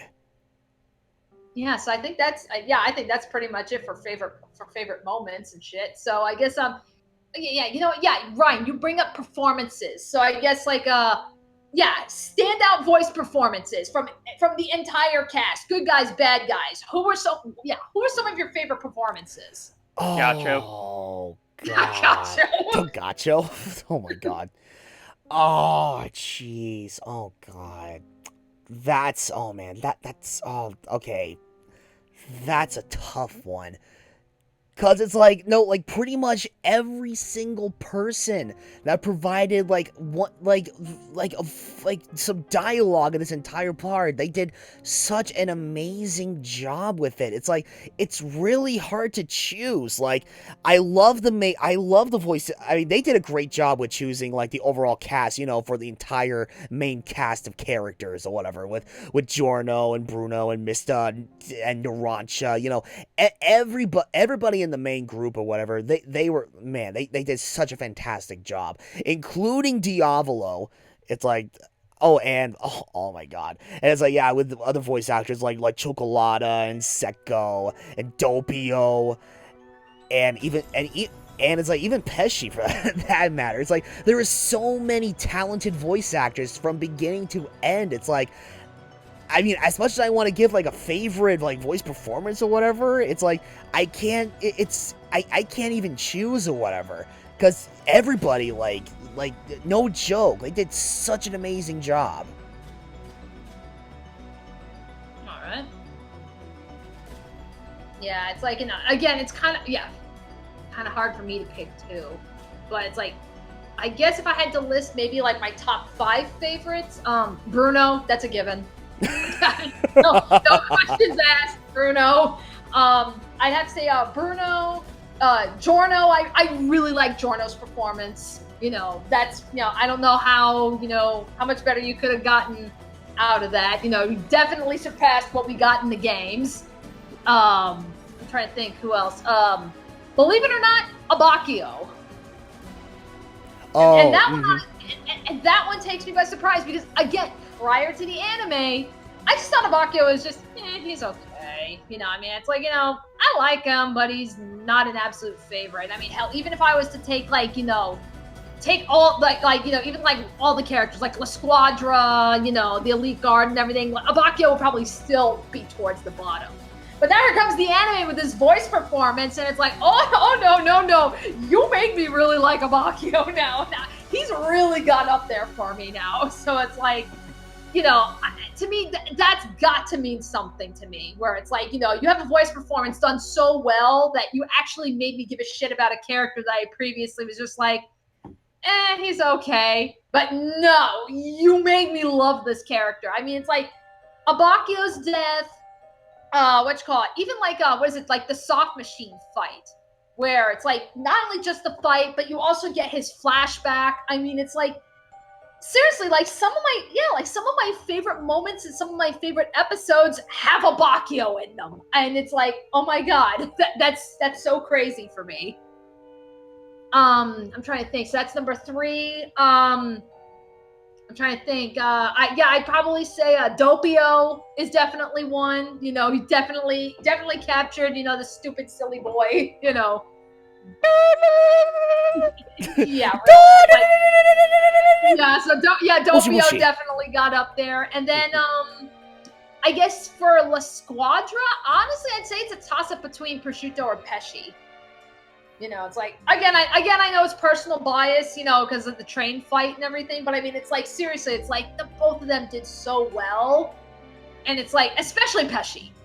It's like, I was like, you know, yeah, the guy that they got to voice Pesci did a phenomenal job. So it's like, I mean, that's got to be part of the reason why everybody just freaking loved Pesci, like, out of all of La Squadra. So yeah, I'd say, like, you know, top 5. Yeah, I'd say that's what it is. It's Bruno, Giorno, Abakio, Pesci, and Doppio. I'd say those are my top 5 favorite voice performances. Oh yeah, I strongly agree. All right, so then I guess obligatory question now at this point. Which opening do we prefer? Do we prefer Fighting Gold, or do we prefer Requiem for a Traitor? I prefer Fighting Gold. And speaking of which, ending, which do we prefer? Do we prefer Freaking You or Modern Crusaders?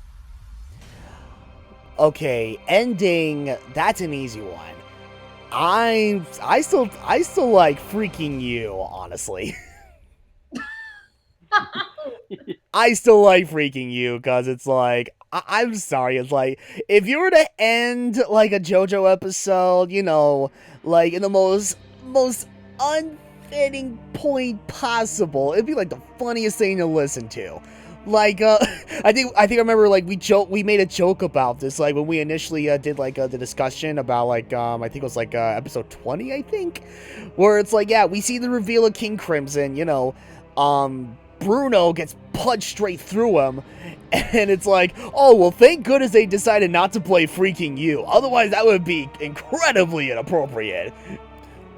Like, every time I close my eyes, wake up feeling so horny. What the hell, man? Yeah, it's like, hey, it's like, again, it's a good thing they did not show that ending. Right. Oh man, but it's like, in regards to the opening, it's like, oh man, you know, it's kind of weird because, like, just recently I've been actually on my way to and from work, and, you know, when I'm like driving around and about, I actually have been, you know, listening more of the second opening, because before I would be listening to like the living daylights out of the first opening of Fighting Gold, but yeah, I've been getting more into the second opening as well. So now it's like, I'm kind of at a crossroads here, because at this point, I'm very fond of both openings. So I will say this: during because of all the hype that was going on, like, when it was initially premiered, you know, like, during the fall and such, honestly, I think I'd be more fond of the first opening at one point, like, during the fall or whatever. But when it's, like, later during the year, like, say, during, like, the spring or something, then I think I'd be more fond of the second opening. That's what I would probably say. Okay. Yeah. My favorite opening still Fighting Gold. Like, I still listen to it by itself even now. All right. And then ending. Freaking you. Yes. Well, I guess I'm gonna be the odd one out here and say I actually prefer Modern Crusaders. I mean, it's like, don't get me wrong, Freaking You is all kinds of funny shit, and I do it's very, very funny, but oh, come on, Modern Crusaders just fits part 5 so well. That's where it's like, oh, I wish we had that since the beginning. Right. I mean, yeah, and for good reason, because yeah, it fits the overall theme with you know, like with Golden Wind, like as a whole. It's like, oh yeah, I definitely agree with that. It's just like, Yeah, I don't know, I think just like Freaking You just stuck to me more when it comes to like JoJo endings in general, really. Yeah, so it's like, yeah, so I guess, yeah, so for me, I gotta say Modern Crusaders was definitely the ending that I preferred. But as for opening, that's a tough call too, because it's like, you know, song-wise, I probably gotta go with Fighting Gold on this one. I mean, it's like Requiem for a Traitor is very good, but I find myself listening to Fighting Gold in the car way more than Requiem for a Traitor. Yeah. That being said, though, it's like, animation-wise, even then, that's a really hard one to call, because it's like, I love the color changes and shit, like the playing around with the various colors and effects in Fighting Gold. I love it. But at the same time, I love all the other little additions that they do in Requiem for a Traitor. So it's just like, oh, that's a really tough call. I love them both for different reasons. So it's like, I don't really know. I don't know if I can pick a favorite opening. An ending, definitely, but an opening, I don't know. Yeah, the opening is a really tough call, because, again, it's like, for me, like, in regards to, like, the openings and such, I guess I have to be, like, in a, like, not just for, like, I have to be in a certain mood, and you know, like, during a certain season, you know, when I really feel that itch to re-listen to, like, either Fighting Gold or Requiem for a Traitor or whatever. Whoa, what the? You okay? Wait. Oh! Did, Okay, false alarm, people! it's probably, wait, did something happen? No, it's the piece that is currently playing right now. I thought my program was lagging, but no, it was just a song. Okay, it's supposed to be distorted or some crap like that. What was the song? Oh shoot. Hold on, let me see. What time is it? Okay, so we're at that time. So if I can just scroll down a bit. Oh god, bear with me, folks. I believe it's either Leader or I think it's like a Fierce Fight, I think. Okay. Yeah, that's the volume 2 of the Golden Wind soundtrack, by the way. Oh, volume 2. Got it. Okay. Yeah. Okay, anyway, I'm sorry. You were saying like something about the openings? Yeah. It's like, yeah, as far as like openings and shit, it's where it's like, I again, like, I don't know if I can really pick, because it's like, you know, like, yeah, like song wise, yes, I would listen to Fighting Gold more than Requiem for a Traitor. But if you take, like, you know, the theming, the animations, the colors, you take all of that into consideration, I don't know which one I could pick between either of them, because they're both really good in different ways. Oh, yeah, absolutely, yeah. That's pretty much the biggest reason why I'm at a crossroads with both Fighting Gold and Requiem for a Traitor, honestly. Because the way that they handle, like the openings, like, both by how they handle the song and the visuals, it's like, it's really hard to decide. They're both handled very well in their own way. Alrighty then. Okay, so pretty much I think the last thing on this list. So I know this is gonna kind of be a weird thing for you two to talk about because you haven't read it, but I will ask it anyway. What are your hopes or expectations for Stone Ocean? Ooh, that's a good one. Yeah, because right now I'm the only one who has actually read the Stone Ocean manga, so. And I know that's asking a lot for you two who haven't read it yet, but, you know, I figured I'd pose that question regardless. I hope that the anime adds a 10-page beatdown with both Jotaro and Jolene. Oh my god. Well, look no further than JoJo's Bizarre Adventure, Eyes of Heaven. It's not exactly 10 pages long, but close enough. Oh, man. Oh, God. I mean, it's like, oh. Yeah, it's a tough one, because, yeah, it's like, I have little to no knowledge of Stone Ocean other than, okay, oh, yeah, I've seen these characters in the video games, and that's pretty much it. Oh, man.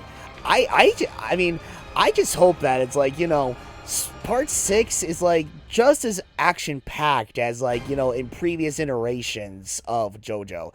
Like Part 3 or Part 4, or especially Part 5. It's like, I just hope that, you know, like, the amount of action that they, you know, they put into, like, Part 6, you know, it stays up to par with previous iterations of JoJo. Okay. That's probably just one thing, or whatnot. Okay. I'm trying to think, was there anything else? Well, it's like, oh man, I'm trying to think. It's like, in Part 6, it's like, I know Jolene is Jotaro's daughter, but I'm trying to recall, it's like, didn't you tell me once before that Jotaro, like, doesn't really make that much of an appearance in Part 6, regardless? He does make an appearance in Part 6, yes. It's, you know, again, not gonna go too heavy into the spoilers because it is pretty big spoilers, but yes, he does make several appearances in Stone Ocean. They are very brief, but he does have involvement in it.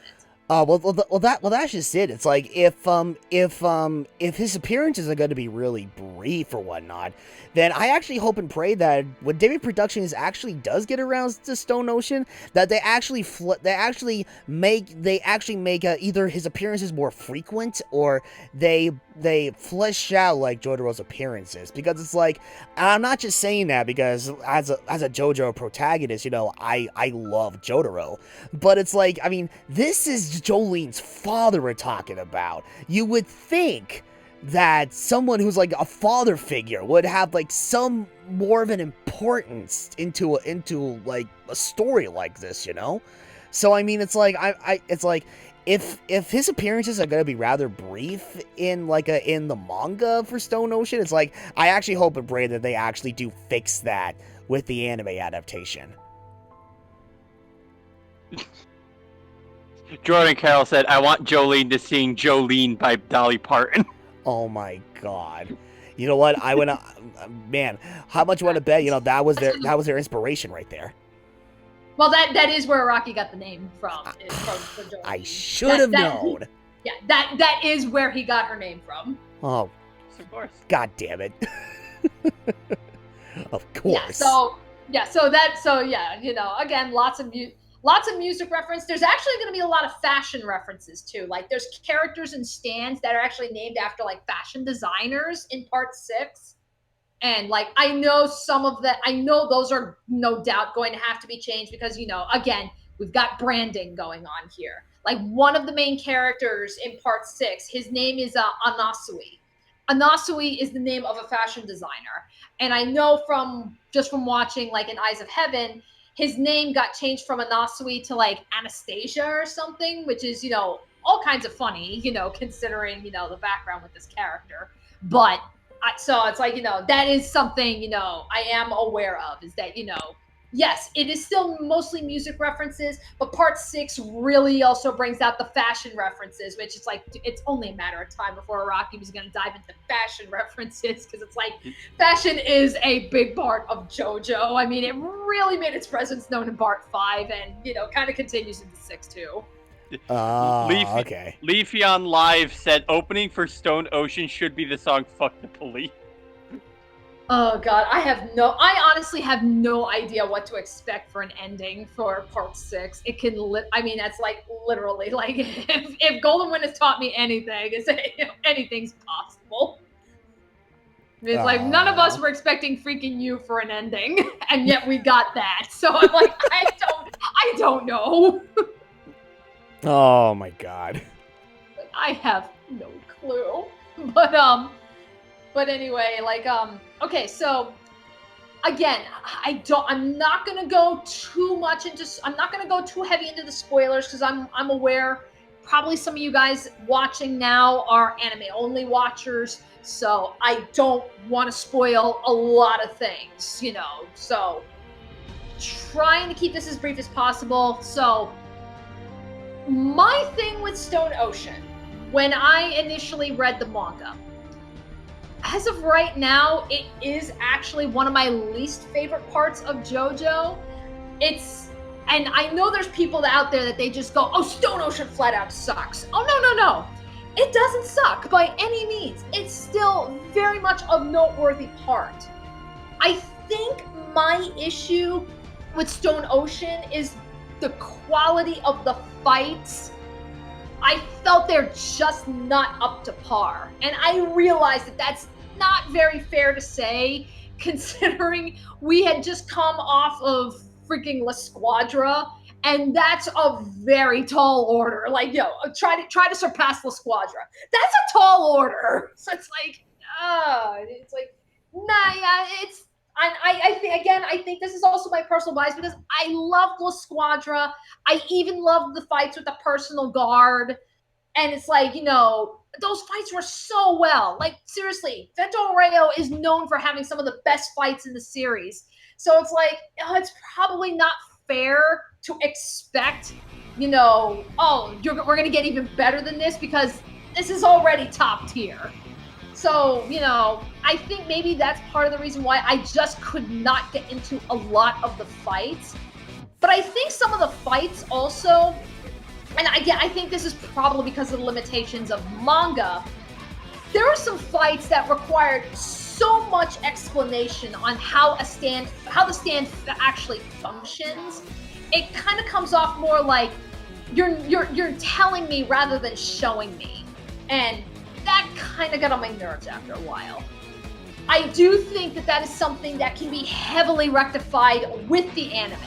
So this is actually where I have very high hopes and high expectations for the anime, because considering how well David Production had handled Golden Wind, you know, this is where it's like, okay, so some of these issues I'm having with some of the fights, I do feel no doubt will be addressed with an anime adaptation, where it's like, of course you got to explain how a stand works, but I would think probably between, you know, animation, music, and like all the weird little color touches and all the little, like, you know, spices and shit that David Production likes to sprinkle into the fights to really make them stand out, I think that's probably where some of these fights will really get their proper due for me. So that's kind of how I'm approaching Stone Ocean. Like, as of right now, like, manga-wise, it is one of my least favorite parts, you know, but I do hope that David Production will definitely give it a lot of justice, and it'll probably get higher up on the tiers for me for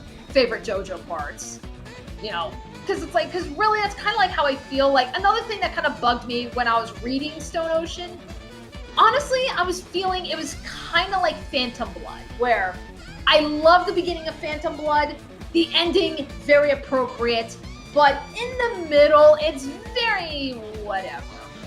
I can forgive that for Phantom Blood because it's the first part, and, you know, JoJo hadn't really established its identity to its fullest at that point, so that's easy enough to forgive. Yeah, but for something like, say, part 6, it's like, you know, you already have 5 parts under your belt. You shouldn't be making the same mistake. Exactly. That's kind of how I felt. I don't know if was Araki feeling burnt out over it? Was there maybe interference on from Shonen Jump on this one? Because because after Stone Ocean, when he went into Steel Ball Run, the first 6 parts was in weekly Shonen Jump. Starting with part 7, he moved into monthly Shonen Jump. So it's still Shonen Jump, but he went to a completely different branch. So I don't know if maybe something behind the scenes was going on during him writing Stone Ocean. I have yet to find that answer. Maybe it is floating out there somewhere in an interview, and I just haven't found that interview yet or something. But, yeah, that's kind of how I am with that one. So, it's I can forgive that for Phantom Blood easily. But it's yeah, you've got 5 parts under your belt. You have firmly established yourself. Why am I feeling this now? That should not be the case. So, again, this is where I'm putting a lot of hope and expectations with David Production on this one, where it's okay, maybe with how they'll handle some of the fights, how they'll handle some of the characters, that okay, maybe that will allow me to maybe see some things that I didn't notice before, or maybe appreciate things that I previously didn't appreciate, like what they did with Abakio. So, so as of right now, that's kind of how I feel with Stone Ocean. I have very high hopes that David Production will give it justice, and I have no doubt that when Stone Ocean eventually comes out and finishes, it will not be towards the bottom. I don't know if it'll be towards the top. It might be towards the middle or something. I don't know, but I do feel that David Production will help. It will not remain on the bottom for very long. And if it is, what? Part 7's coming out. Yeah, I mean that's another thing. It's yeah, all else fails. Even if it doesn't, all else fails. The sooner we get done with part 6, the sooner we can hopefully get to a Steel Ball Run adaptation. Because it's like I said, parts 1 through 6 all have a very established canon, between each other. Starting with part 7 it's still JoJo, but it takes place in an alternate universe. So that people say, if you want to get into JoJo, start from the very beginning and just go up from there. And while of course, yes, I will recommend that, if there is a part where I can say you can easily hop into with no knowledge of the previous parts, it would be part 7, because yes, there's a lot of Easter eggs that people who've read the previous parts will catch, but it's as close to a blank slate as you're gonna get, outside of Phantom Blood. So that's where I'm I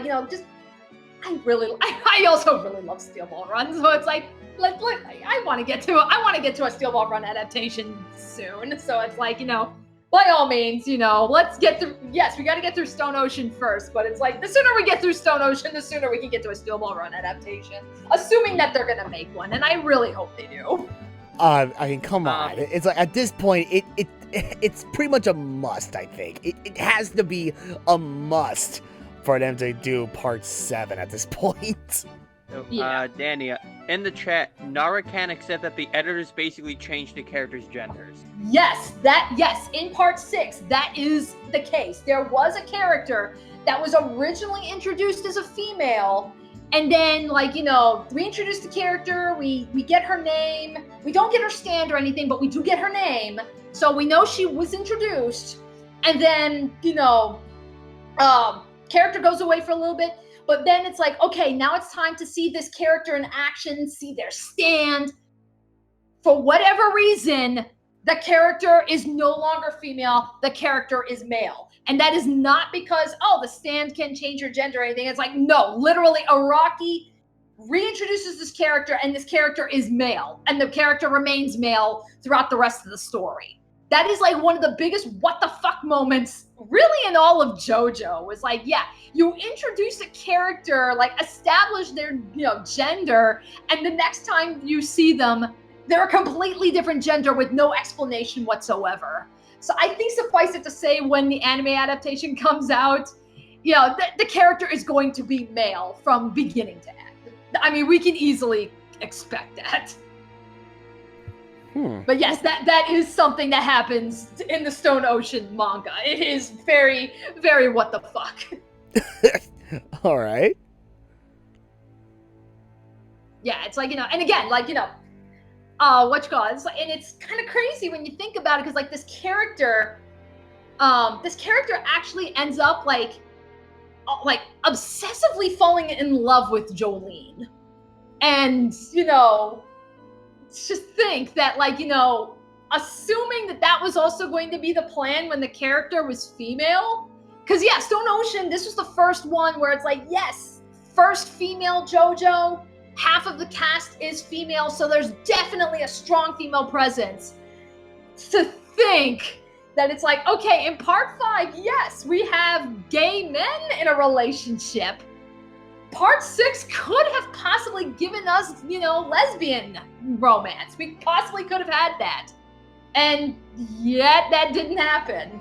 I don't know if that's something Araki did, or if that was an editorial change from Shonen Jump. I honestly don't think that that's something Araki would change, because Araki's always been about, pushing boundaries and, doing things that have not been done before. That's always been a big thing. Like, because that's half of the things that he does is like, I'm tired of seeing this in manga, so I'm going to do this. Or it's like, yeah, I see this all the time, I want to do this. And that's always been Araki's forte. So I would not put it past him to be like, hey, you know what? We don't really see, lesbian romances in Shonen Jump. Well, how about I throw one in there? And yeah, we never got that. So I don't know what happened. To me, that does not sound like something Araki would change at last minute, going, yeah, no, I don't want to do that. I think that's something Araki would definitely want to do. Yeah, Kyle Lambert said in the chat, because the TLDR version is that the editor said there's too many female main characters in a series run for boys. Figures. Okay. Sexism. Yeah. Yeah, well, I mean, I think I had even read somewhere that Araki even had to fight to get Jolene in there. Because I think, when he had announced, they were saying, hey, I want to have a female protagonist. And I think I had read somewhere that even Shonen Jump was like, I don't know, because yes, like it or not, Shonen Jump, the target audience is young boys. I mean, it doesn't mean we can't have strong female protagonists by any means, but that is the audience at the time, and they were not sure if that was going to work. And I'm sure the guys behind Kill la Kill would have went up to the guys and going, you know what, fuck you.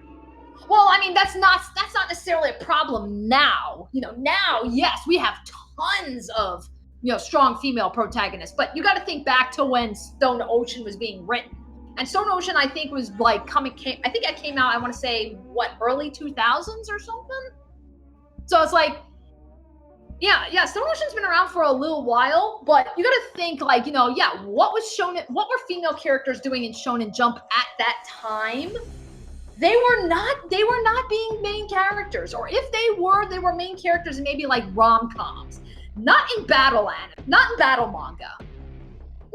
Any female characters that were in battle manga at Shonen Jump at the time, they were side characters. So they were very much like Trish. They were, they might have an important part of the story, but they were side characters. They were never main ones. And here comes Jolene to shake things up.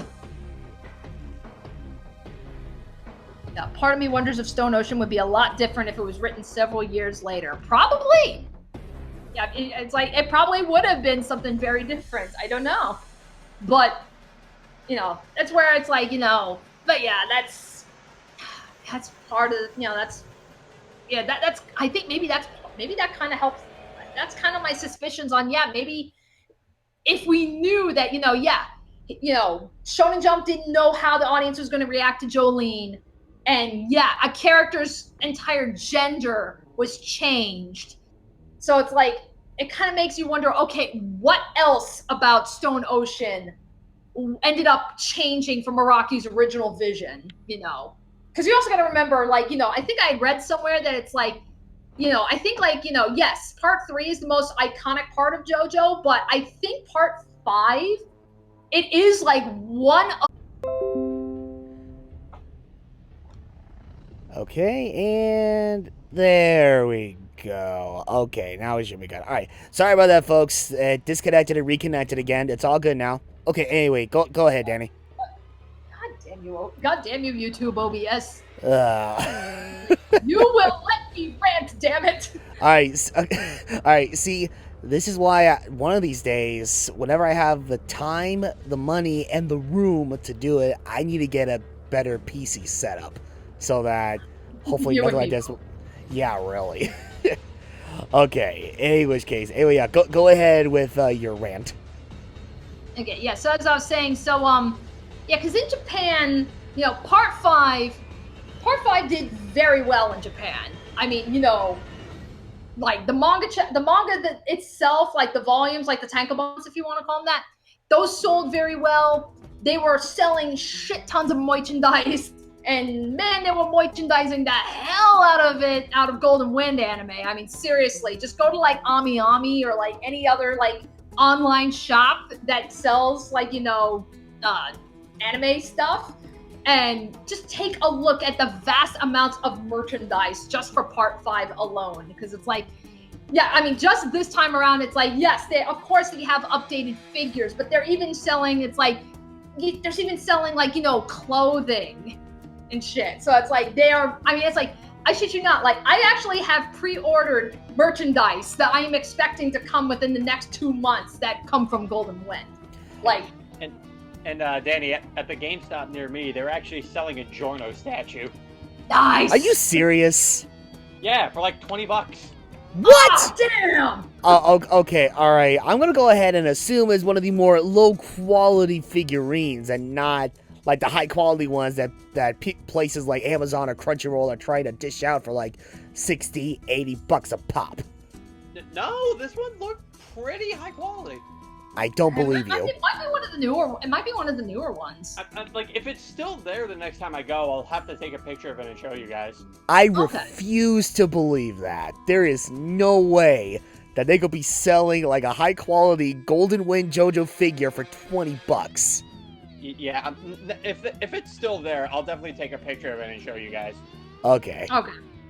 But it's like, there's a lot of merchandise. It's like, like I said, I've already pre-ordered some Golden Wind merchandise. I'm expecting to come within the next 2 months. I think like next month I ordered the I know I showed it to you, Brian. I don't know, Brian, if you've seen it, but so they made like they made 2 like writing pens. And they actually look like figures, but you can take the figures out and you see, oh, it's actually like a pen that you can write with. They did one for Giorno and they did one with Bruno. Of course, I pre-ordered the one for Bruno, and of course, it's Bruno as how he is in episode 2, where he's like stripping and taking off his arm. So it's like, yes, I admit I am getting a Bruno stripper pen, and then yeah, so I will have that in my cabinet with the rest of my JoJo figures. And then, believe it or not, I actually also pre-ordered. Because when I go to work, I'm constantly wearing my hair in a ponytail because I work in a restaurant, so you have to keep your hair tied back. I ordered Golden Wind scrunchies. Yeah. What? I have some scrunchies that are going to be coming in that are designed after characters. Like, I got a Bruno scrunchie. I think I got like oh god, who did I get? Because a lot of them were also sold out, so it was what I could get. Of course I'm getting the Bruno scrunchie. I think I'm getting a prosciutto scrunchie, and I think I'm getting a Fugo one too. So it's like, where's the Pesci merchandise? I don't know. It hasn't come out yet. Like, they designed scrunchies for, the Bruno gang. And then as far as La Squadra, from what I had seen, we had gotten risotto and prosciutto. Those have been designed so far. Maybe the rest of La Squadra will get a scrunchie design. But yes, it's like, for God's sakes, I am getting Golden Wind fucking scrunchies. So it's like, So that being said, it's like, the point I'm trying to make here is that, Part 5 made them a ton of money.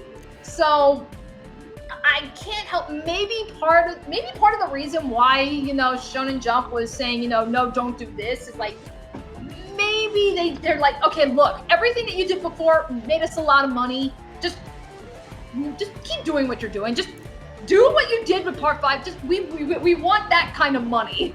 And Araki's just like, well, yeah, the money will come, but I want to do this because this is my story. I just found a picture of the statue that I saw from the store. That's the one that they're selling for like $20. Let me take a look. See here. Oh, that's actually one of the newer ones.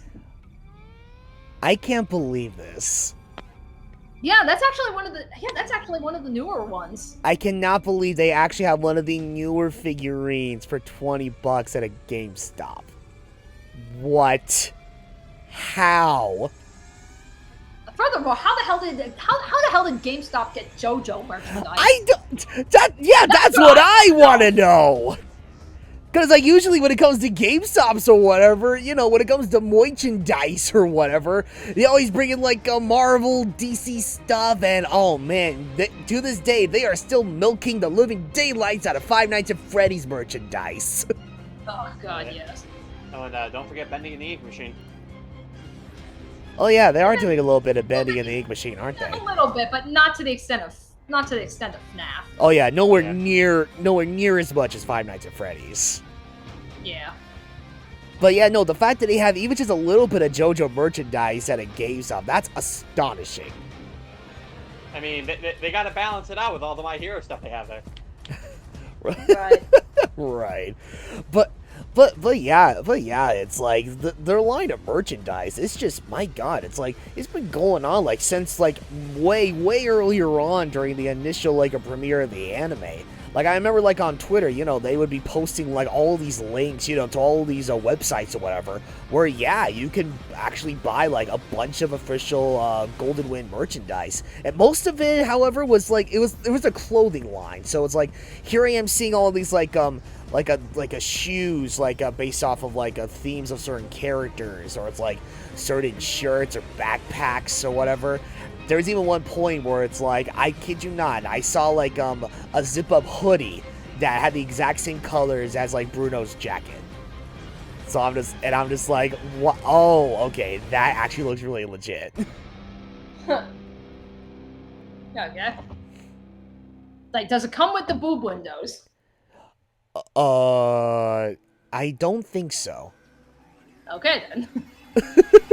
And not I'm just saying, we had a lot of boob windows in part 5. Well, no. Fortunately, it doesn't have anything of the sort. It's just a really nice looking zip-up hoodie with the same white and black design of Bruno's jacket. That's all. No other fancy gimmicks or anything. Okay. It's meant to keep you warm, you know. It's like if you had those openings or whatever in the chest area, it's like, what's the point of it being a hoodie? No, ask Fugo. Like, what the hell is Fugo wearing? Alright, whatever he wants. Alright, fair enough. Oh my God. Oh yes. But anyway, yeah. Okay. We keep derailing back to part 5. We're talking about part 6. Right. It's almost like it's the Golden Wind Geekout.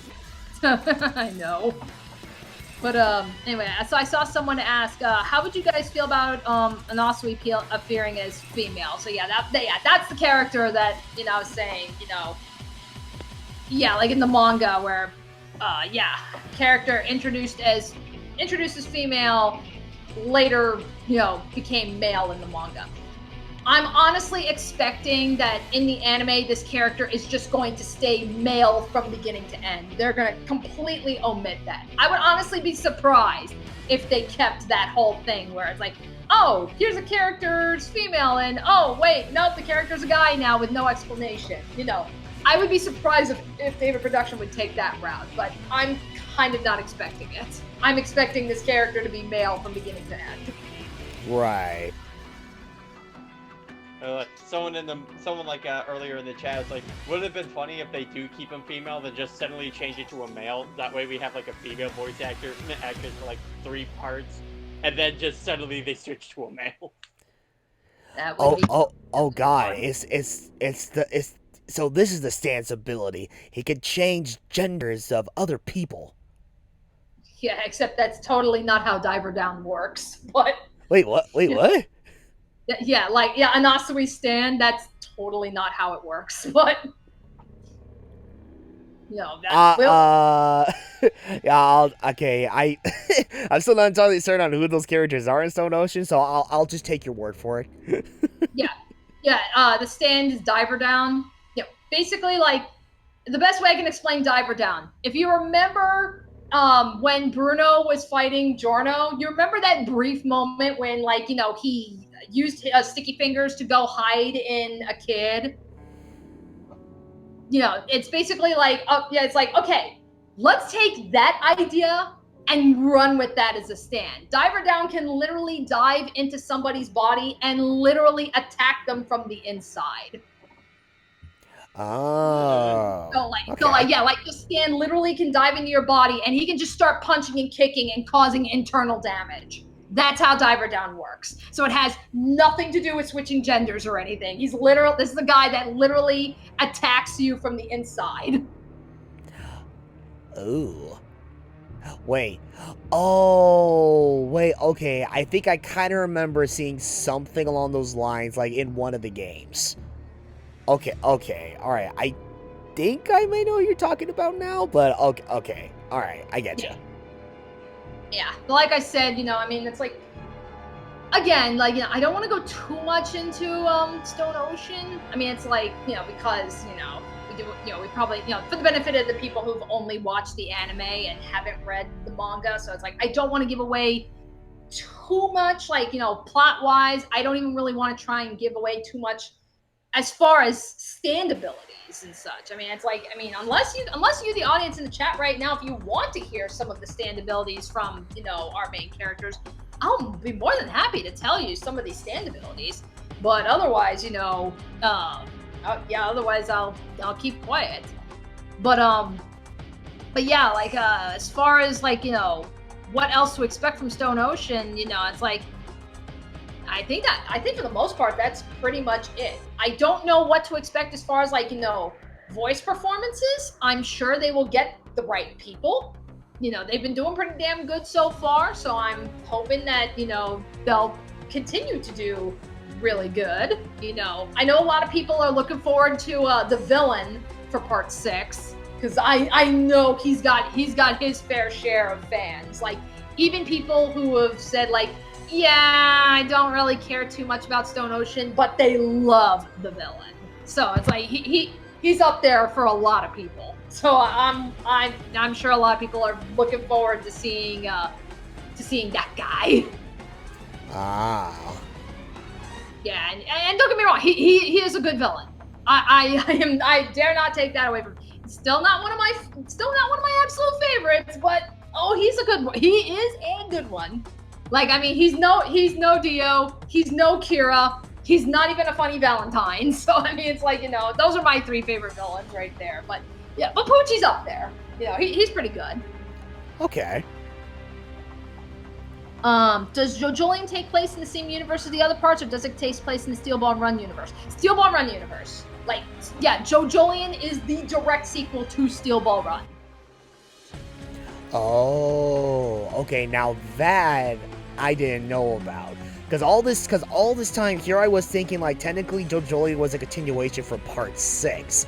Part 7 No. was its own thing because, you know, as far as I'm aware, it takes place in an alternate universe. Yes, Part 7 takes place in an alternate universe. JoJolion is the direct sequel to Part 7. So, yeah. I mean, it's like, so Part 8 is kind of a reimagining of Diamond is Unbreakable in a lot of aspects. It's where it's like, okay, let's take, like, some of the basic concepts, the setting, even some of the characters from Part 4, and let's just completely reimagine them. So that's really probably the best way I can describe JoJolion. Is it's a reimagined Diamond is Unbreakable. Oh, okay. I getcha. Yeah. But yeah, so it's like, yeah, it has nothing to do with Stone Ocean whatsoever. Okay. Alright. Let me see. Copyright's going to be one of the biggest issues for Part 6, in my opinion. Particularly in the BRR. Oh yeah, that's actually a good point. I mean, copyright's always been an issue, but yeah, towards the end of part 6, there is a stand that so much copyright infringement. I don't know how they can get away with some of the stuff in that arc because of copyright infringement. That one's gonna be weird. Let me see. Yeah. Do you watch any JoJo YouTubers? Yes. I watch X-Forts, Medi Not the Bad Guy, a little bit of Caleb IA. I've recently found Oceanus. Honestly, if I can actually recommend Oceanus, he just recently put up like an hour-long video just talking about like it's called The Brilliance of Golden Wind, and he goes into detail talking more so about like the thematic elements for part 5. I highly recommend you check that video out if you have not seen it already. It's really damn good. The guy also did a lot of really interesting videos just talking about, Diavolo and King Crimson in general, like, dissecting the stand, dissecting, the duality between Doppio and Diavolo. Like, so I just recently found that guy. That guy's really good. I also, oh God, what's his name? Like River Dude, like River Dude covers. He does mostly fan dub stuff. I've seen a lot of he does like comic dubs and pretty funny. He's done like his own fan dubs for some parts of Golden Wind. Did a really good job. And I think actually right now he is actually in the middle of doing like a massive fan dub project for Purple Haze Feedback. So for those of you who actually want to look into Purple Haze Feedback, there is a translated version floating around out there that you can look up and read yourself. Otherwise, there's actually 2 options. There's one guy, I sadly forgot his name, but he did do like an audiobook where, just by himself, he read through all of Purple Haze Feedback and did a really good job with it. But River Dude is actually doing like a proper fan dub. So he's got like people, doing all the different voices. He's got his own artist that's drawing out some of the scenes. He's doing a really good job so far. He's got, I think, like the first 2 chapters of Purple Haze Feedback up ready to watch. So, by all means, check that out. He's doing a really good job. Dargosian, that's his name. So yeah, Dargosian. That's the guy that did the audiobook that I couldn't remember. Yeah, I think technically the only JoJo YouTuber that I actually had the privilege of watching, thanks to Danny no less, was in fact X-Forts. Cause I mean, I think I'm fairly certain I have run into some other JoJo YouTubers previously, but I didn't really stick around to watching them all too much. But yeah, I think out of all these JoJo YouTubers or whatever, I think I spent the most time watching X-Forts' videos. Especially with when he does a series of versus battles between 2 stands and whatnot, or getting into these all these other deep analysis videos on a certain parts of JoJo, both within the story itself, or from a more development standpoint, when putting the animes together and all that stuff. But that's just about it, really. Yeah, so it's X-Forts is really good. Medi is really good, especially because he breaks down a lot of characters and stands, but he goes so far as to he breaks down what their names mean, breaks down music references, stand abilities. I mean, he really dives into the details for these characters. So it's and he's done a lot of videos about that. So, he's really good to listen to if you just want some really in-depth information on characters and stands in JoJo. Oh, okay. Yeah, so he's another one I watch very heavily. Have you heard of the channel the Shuckmeister? I have heard of Shuckmeister. I have not had the opportunity to look into him. I really need to, but I've heard a lot of good things about Shuckmeister. Huh. Okay. Yeah, I know that's another big one. But it's like, yeah, I think as far as like JoJo YouTubers, I think for the most part, that's pretty much who I watch. Because like, was there anything else about like part 6 that you wanted to go over or anything? I don't think so. I think I pretty much talked about, you know, what I'm hoping for part 6. Ah, okay, all right. That being said, Foo Fighters best girl. I'm just saying it right now. Foo Fighters is best girl. Oh my goodness. She's actually my favorite female JoJo character. Yeah, it's like remind me. It's like Foo Fighters. That's like the Mista of part 6, is she not? Kind of, yeah. Like, you know, yeah, she does. She can transform her finger into a gun, but you know, but yeah, like Foo Fighters is a very special case.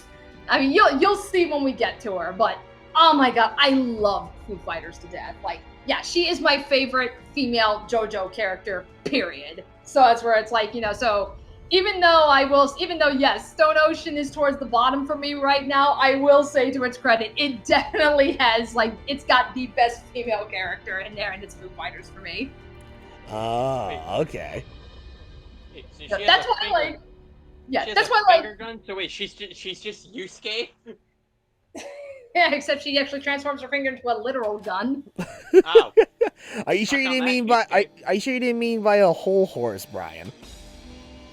Meanwhile, you just hear Kurobaru go like, "Hey, suck on that, you're a machine. Like to see you do that."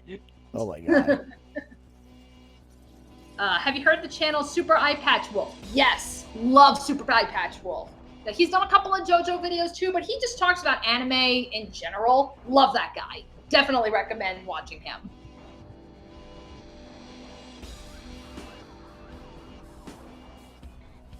I'm trying.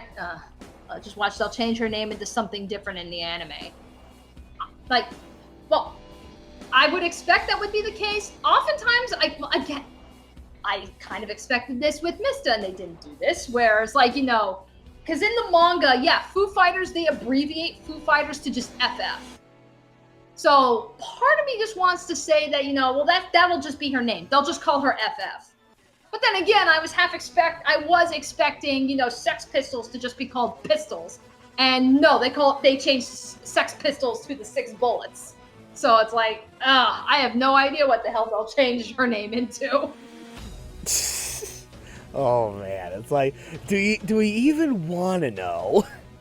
And that's the thing is, like, you know, I would say, you know, about the games and such, because I know the games has been a very good indication as to, you know, what some of these characters' names are going to be changed into, what their stands are going to be changed into. You know, the games have given us, you know, a glimpse. But even then, there have been some characters that haven't shown up as, like, playable fighters or anything, so you don't really have the opportunity to see, like, you know, yeah, what are their stands going to be changed into? Like, you know, that's why it's like, you know, a lot of them do kind of come off as a surprise. So, I don't know. Is it Hermes or Hermes? Okay, so I know in the manga there's Jolene's Jobro, if you can call her that. In the manga, her name was Hermes. I believe in the game they changed it to Hermes. So, you know, again, like, you know, how they change these characters' names in the games, that's what we can expect in the anime. So, I mean, you know, Jolene Cujo is gonna stay Jolene Cujo. Hermes is going to be Hermes. I'm trying to think. Weather Report is going to be Weather Forecast. Anasui is going to be Anastasia. Poochie's still going to be Poochie. And it's like, you know, so some of these are going to, you know, those are definitely going to, you know, what we've seen in the game so far, we can expect in the subtitles when this thing comes out. Do you think there will be a future JoJo character or stand named after the group Pentatonics? You know what? Anything is up in the air because Araki prefers Western music, so anything is up in the air. Yeah, honestly, I can see that. Considering how Pentatonics is like one of the more popular like acapella groups out there here in the West and whatnot, I would not put it past me if Araki actually used that to his advantage and based that name off of another JoJo character. Yeah, I mean, and Araki, and it is well known that Araki he does not really listen to Japanese music. He strictly listens to Western music, and like some of his favorite genres, believe it or not, is like rap. Like he actually like on interview has said, I love music that black people make. So he loves hip hop. He loves, R&B. He loves that shit. Nice. So it's like, I think Prince is actually one of his absolute favorites, which is why Josuke is known for like being like, like if you actually look up like Josuke's like info and shit, like Josuke's favorite artist is Prince, and that's because that's one of Araki's favorites. Isn't there a stand named after Snoop Dogg? Doggy Style, yes. That's in part 8. There is a stand named Doggy Style. Oh my god. Yo. Yes, that is a stand name, Doggy Style. Oh my god. And that's based after Snoop Dogg? Yeah, that's a Snoop Dogg album. I think that was actually the album that put Snoop Dogg on the map, was Doggy Style. Oh god. Yes, it was that album, not smoke weed every day. Just FYI. It's like, nope, that is in it. Like JoJolion, like some of the stand fuck it, I'll just name off stand names. So stand names. So Josuke in part 8, his stand name is called Soft and Wet. We also have we have Doggy Style. We have Paisley Park, which is a Prince album. We have Born This Way, the Lady Gaga song. That is a stand name. We have King Nothing, which is from that's a song by Metallica. So it's like, those are some of the stand names in part 8. Oh my god. That's so great. Yeah, it's like we also had, I think, I'm trying to think what of some other goofy references and shit that we have had previously. That's like Wait, Vitamin C? Yeah, that's right, Vitamin C. Yes. Oh my god. Yeah, Vitamin C. Put a smile on your face. I see. It's like, yep, Vitamin C is a stand name in part 8. Oh god. I was like, okay, you know what? Screw it. I think like, you know what? I think probably, just to I guess close this off, I'm going to look, I don't care. I am going to list off the stand names for part 6. Oh, okay. Now, bear in mind, these are the original names, so again, we don't really know what they may change into. But, okay, so I'm just reading off the wiki. So, okay, again, not telling you what the stand's abilities are, but here are the names of the stands in Stone Ocean. So this is what you can come to expect. Stone Free, Star Platinum the World, of course, he comes back. Kiss, Burning Down the House, Foo Fighters, Weather Report, Diver Down, White Snake, Sea Moon, Made in Heaven, Goo Goo Dolls, Manhattan Transfer, Highway to Hell, Marilyn Manson, Jumpin' Jack Flash, Limp Bizkit, Survivor, Planet Waves, Dragon's Dream, Yo-Yo Ma, Green Green Grass of Home, Jailhouse Lock, Bohemian Rhapsody, Sky High, Underworld, and yeah, that's pretty much it. Wow. Those are the stand names that you can see in part 6.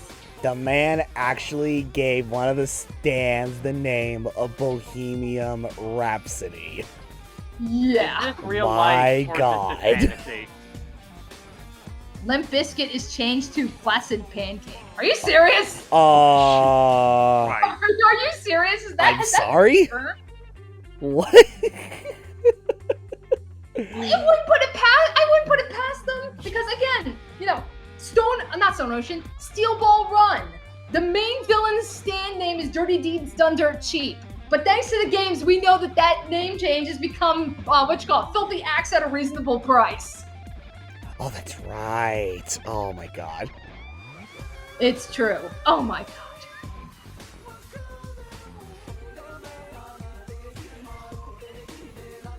Okay. So now I'm thinking, it's like, I can't, oh man. This is probably gonna bite me a little bit for asking this, but I think now is a good time as any to ask the one question. Okay, so based on like it's probably best if we did is like in a little top 5 kind of deal, because we're basing this off just the anime.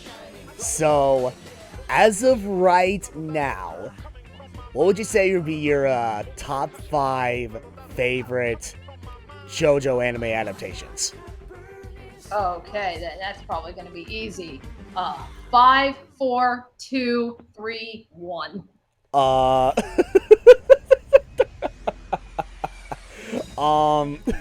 So wait, by 5 you meant your number 5 choice? You mean part 5? Yeah, like those are my favorites. Like, yeah, it's like, yeah, Golden Wind first, then Diamond is Unbreakable, then Battle Tendency, then Stardust Crusaders, and then and then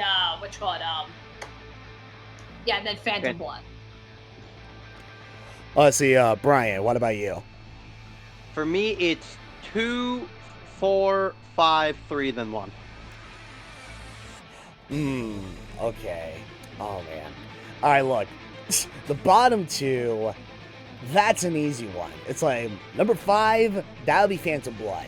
Number 4, that would be Battle Tendency.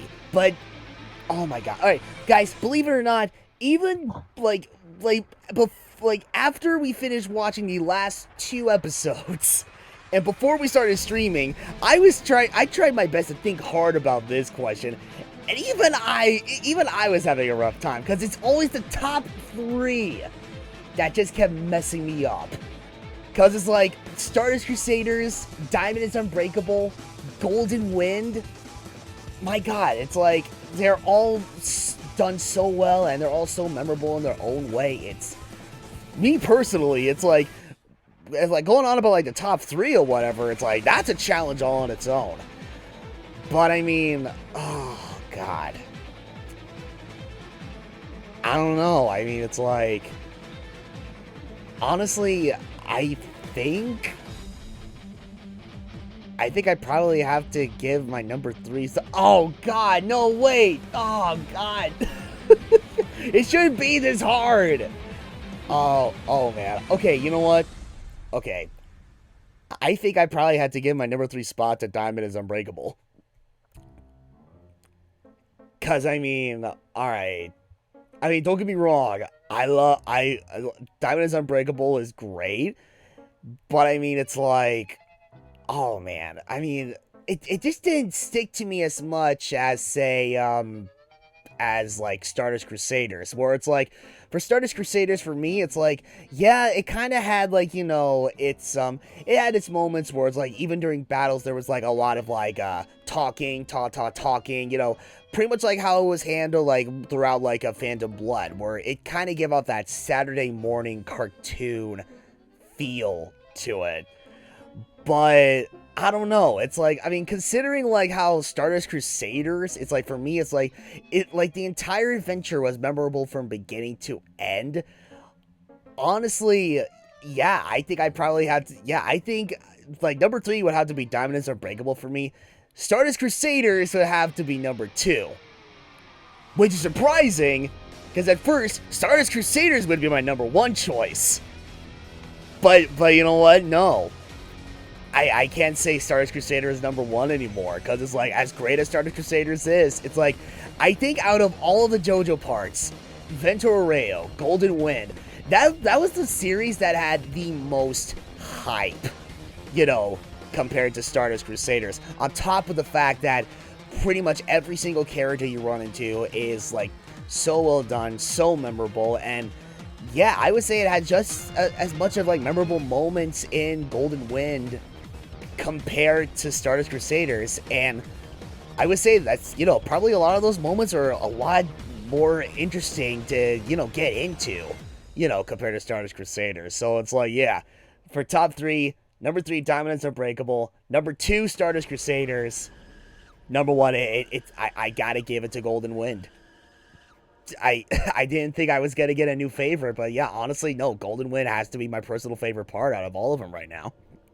You did it, Danny. You converted him. Yes. You got me.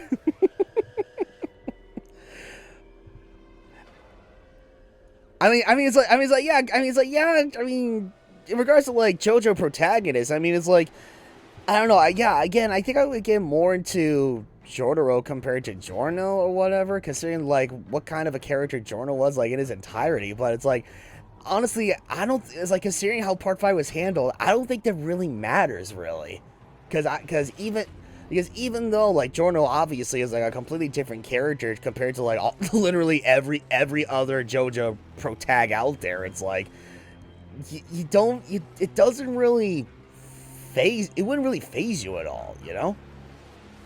Right. I'm trying to think. Is there really okay? So I'm trying to think. Is there anything else at this point that we can geek out over, or have we kind of hit everything that we can right now for JoJo?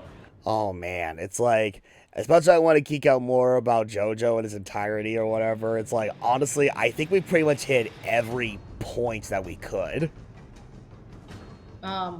Jordan asks, what gave Araki the idea of stands in the first place?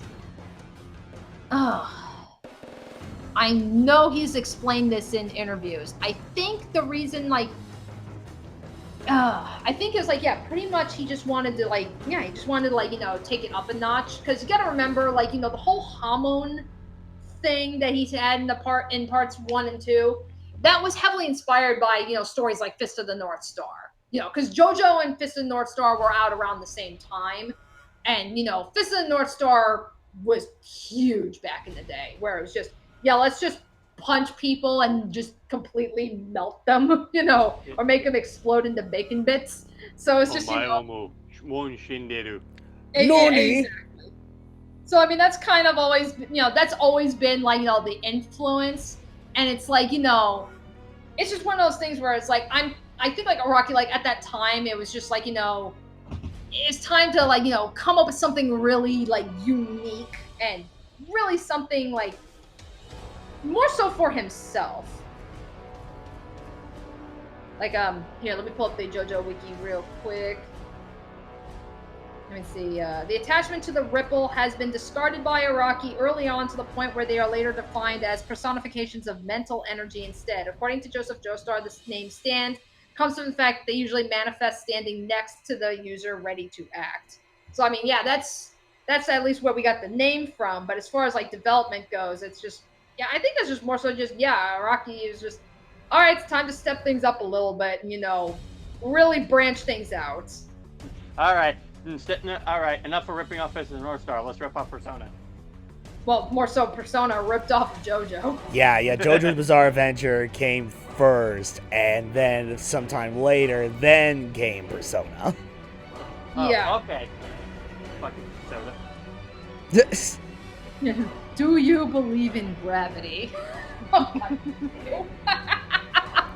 Oh my god. That's a part 6 reference. Trust me on that one. Oh god. Yeah, yeah. Be prepared to have that question asked a lot in part 6. Like, prepare for a lot of gravity talk.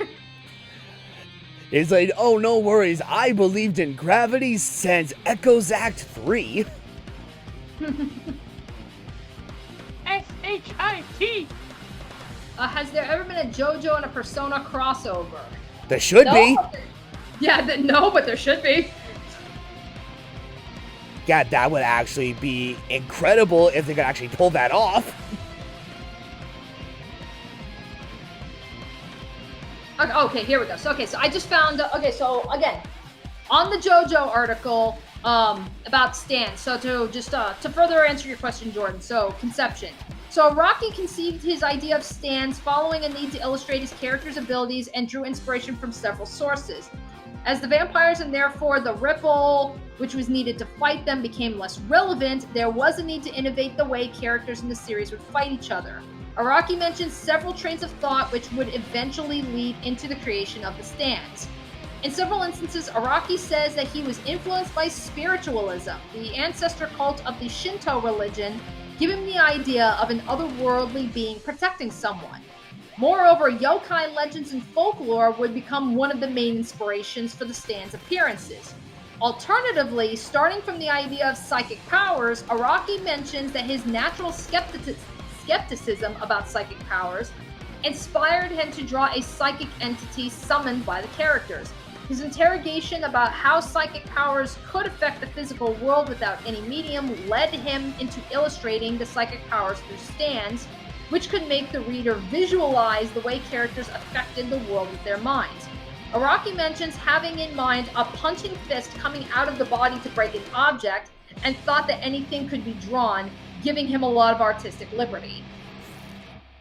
So that's pretty much the whole idea about stands. It's like, okay, yeah, literally, it's like, okay, it's time to change things up. Here's some inspirations, but it gives me the opportunity to do whatever the fuck I want. There we go. As you do. Let's see, like Arrivederci, Golden Wind, and now we wait for Stone Ocean. He's like, I think you mean Arrivederci. Yeah, that's very appropriate.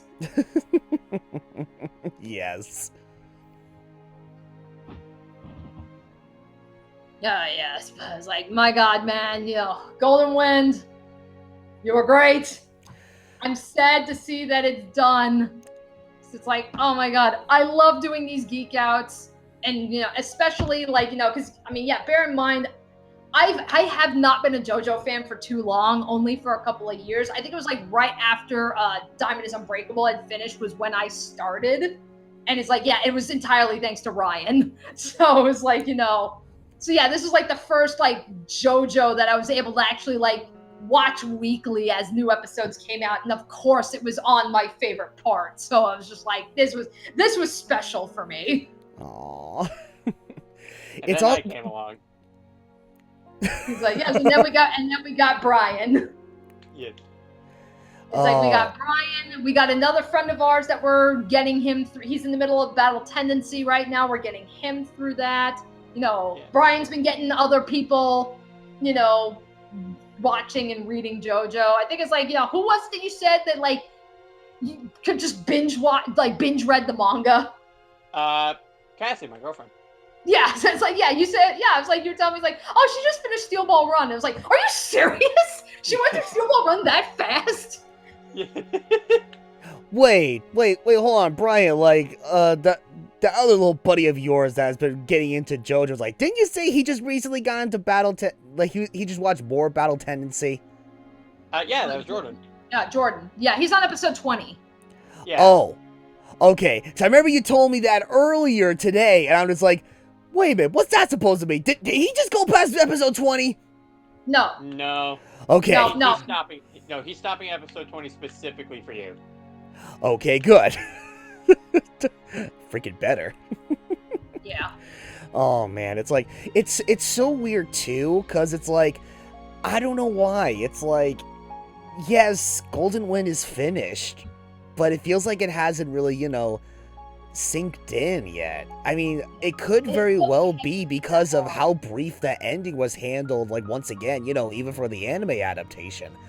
But yeah, it's so weird to think that, after all these months, like, since early October, my birthday month, no less, we have another part of JoJo, like, completely animated for, I guess, a new generation of JoJo fans to watch, on top of like a previous JoJo parts that have already been animated, during these past several years that David Productions has been handling the JoJo anime adaptation. Yeah. And I'm especially happy to see that part 5 is getting its due, because it's like, because I had read part 5, when I read that, I was reading the updated translations. I'm well aware of what happened with part 5, like, the initial translations that we had gotten were really, really bad.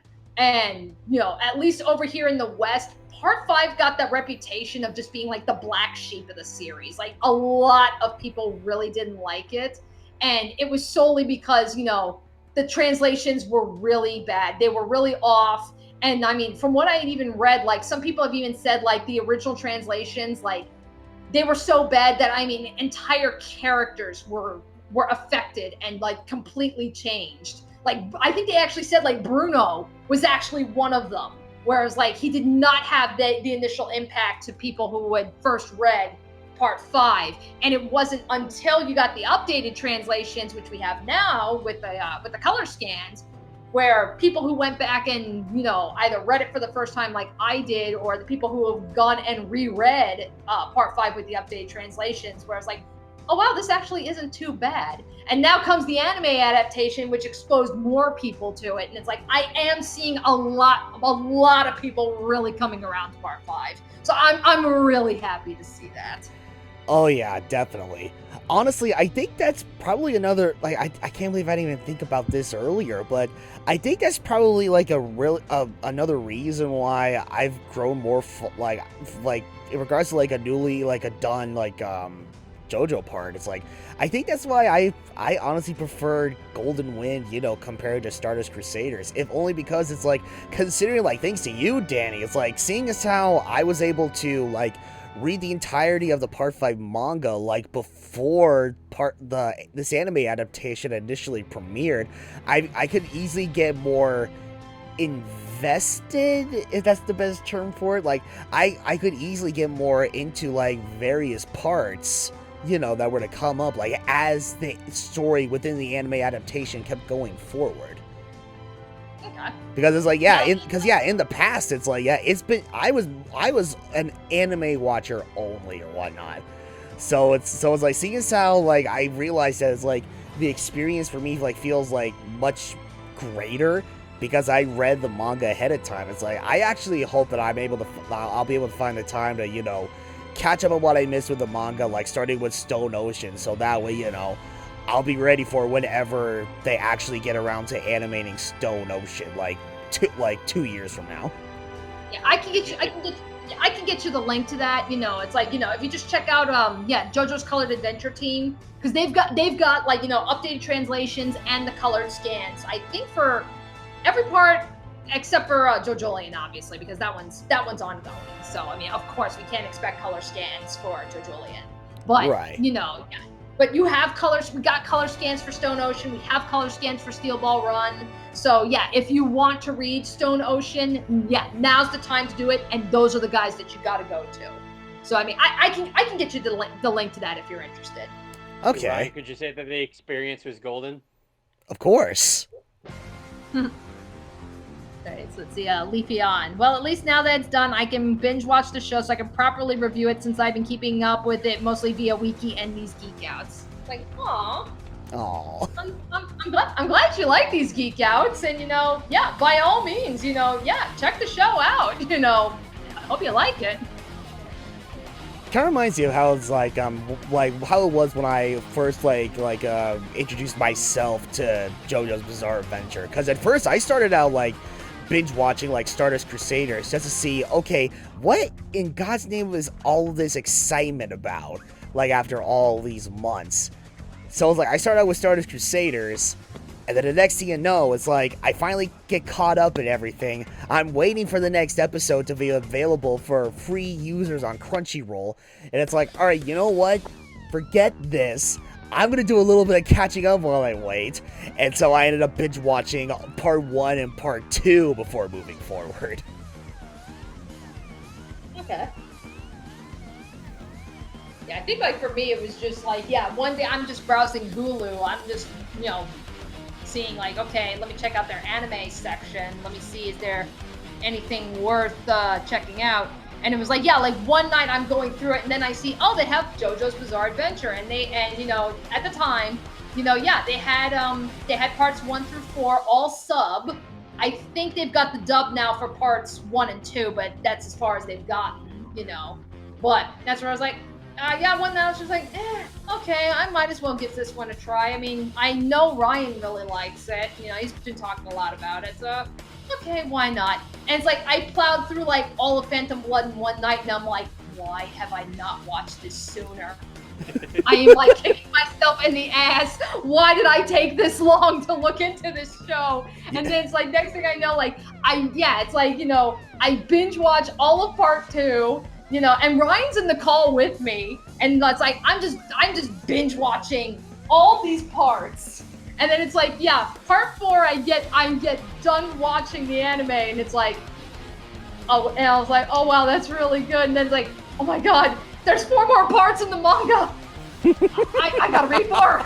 So, and that's when I found JoJo's Colored Adventure Team. So I was like, nope, that's it. I have to read more. I've got to keep going. I can't stop. And then I start reading the manga chapters. And then Ryan's like, oh, by the way, there's a fighting game called Eyes of Heaven for PlayStation 4 if you're interested. There's a video game! It's like, what? I can't stop. I'll buy its entire stock. Yes, it's like, I buy the game. So it's like, yeah, I end up downloading the game, and I'm like, okay, you know, I want to be good because, you know, this has, you know, references to all character stuff. Let me at least try and get through all of the manga before I, you know, dive into Eyes of Heaven. Couldn't do it. I'm just like, nope, it's too tempting. I've got to play this fucking game, even if I don't understand everything. So then I start playing the game, and then I eventually get caught up with the manga. When I go back to it, I'm like, oh my god, I get all the references now. Like, I get the references, I get the characters, I get all of it.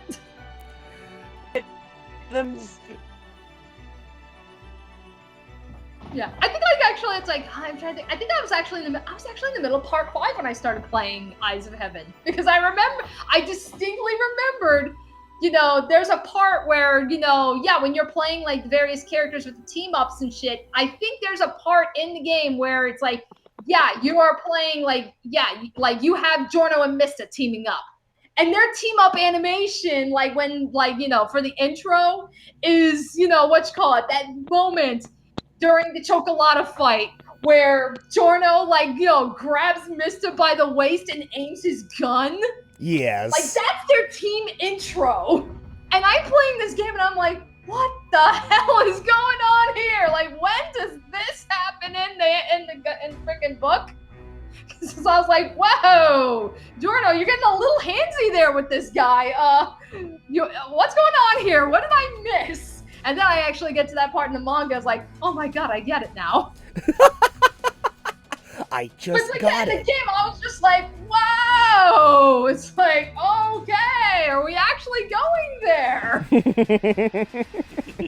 It's like, I was not expecting that in the game whatsoever. It's like, you know, it's like, that caught me off guard. And especially because, you know, all the other team intros, like the special intros and shit for these characters, they're not so blatant. But again, except for Giorno and Mista.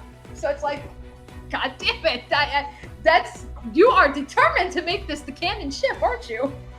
Boyfriends. The best bromance history. And Speedwagon cries, I wasn't good enough, obviously.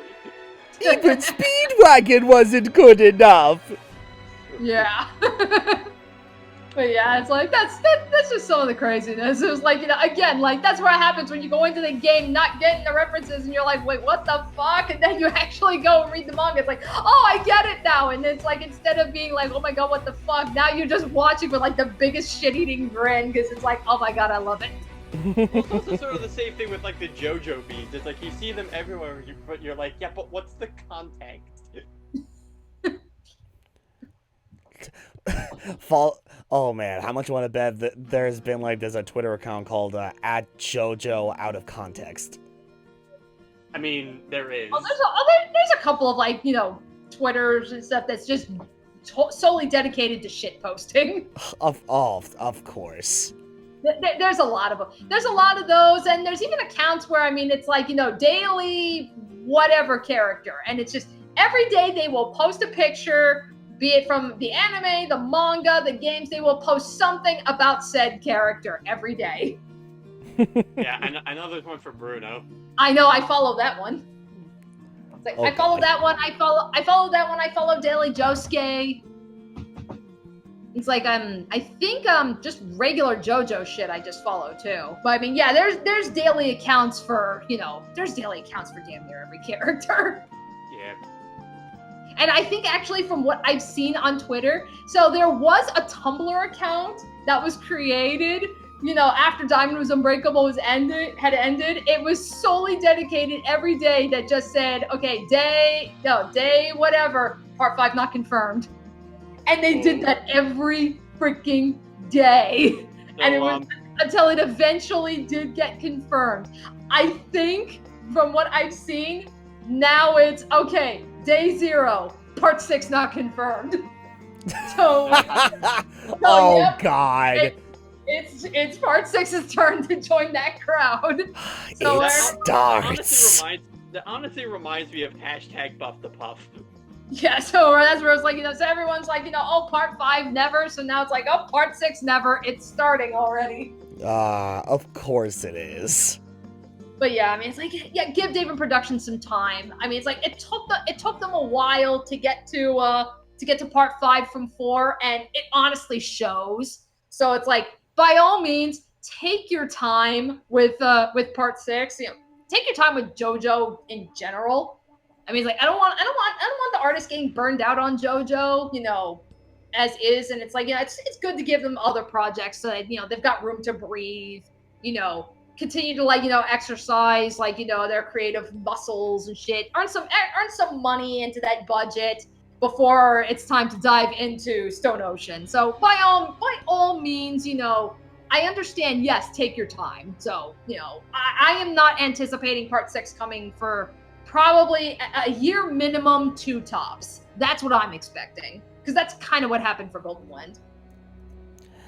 Right, yeah, it's like what was it? It was actually like I don't know if lucky is the best word to describe it, but it's like, I mean, it's like, yeah, they were fortunate enough, to finish they pretty much get started with part 4, Diamond is Unbreakable, like 9 months after the finale of Stardust Crusaders, which I think is safe to say, I think that was like the shortest time that they've ever had to take, when it came to, actually, putting out the next anime adaptation of JoJo, like compared to previous parts or whatever. But even then, it's like, yeah, seeing as how like it took them like, oh man, like, yeah, like roughly 2 years or whatnot, to take care of Golden Wind. I say, I strongly agree. It's like, if it takes you like roughly 2 years to dish out part 5, it's like, I will not mind waiting another 2 years for Stone Ocean, because if the quality is going to be much higher, like with it for each part that comes out, it's like, I say do what you got to do. Yeah, because I was like, again, like, yeah, when part 5 was announced, that was actually one of my biggest concerns, because I was thinking back to what happened with Diamond is Unbreakable. And I say that loving Diamond is Unbreakable, despite the quality issues that, were very, very apparent. And, yet I still love that anime despite that. But that being said, though, it was very noticeable. Like, I think, like, nowadays, like, if you, like, I'm trying to think, Brian, when you were watching Diamond is Unbreakable, were you watching the dub or the sub? The dub. Okay, so you got the higher quality then, because, the episodes that were airing on Toonami, those were the Blu-rays. So you were getting the updated quality. If you were watching Diamond is Unbreakable on Hulu, like what I was, you were getting the original broadcast version. And part 4 was notorious for having a lot of dips in quality for animation, and it's because they did a lot of outsourcing. I mean, I know outsourcing is pretty common in animation, but it was very, very noticeable, what was outsourced and what wasn't in part 4. And Killer Queen. Oh God, Killer Queen! I feel so sorry for you. Killer Queen looked like such a derp when he was introduced, and it was like, like how dare you do that? Like, it's like this is like the first time that the villain in their stand is properly introduced, and you don't give it the justice it got. So it's like that was one of my biggest concerns with part 5. Was like I did not want to see that happen to part 5, and thank God it didn't. So, that still stands. I don't want to see that happen with Stone Ocean. I want the kind of quality that we got in part 5 for part 6. Right.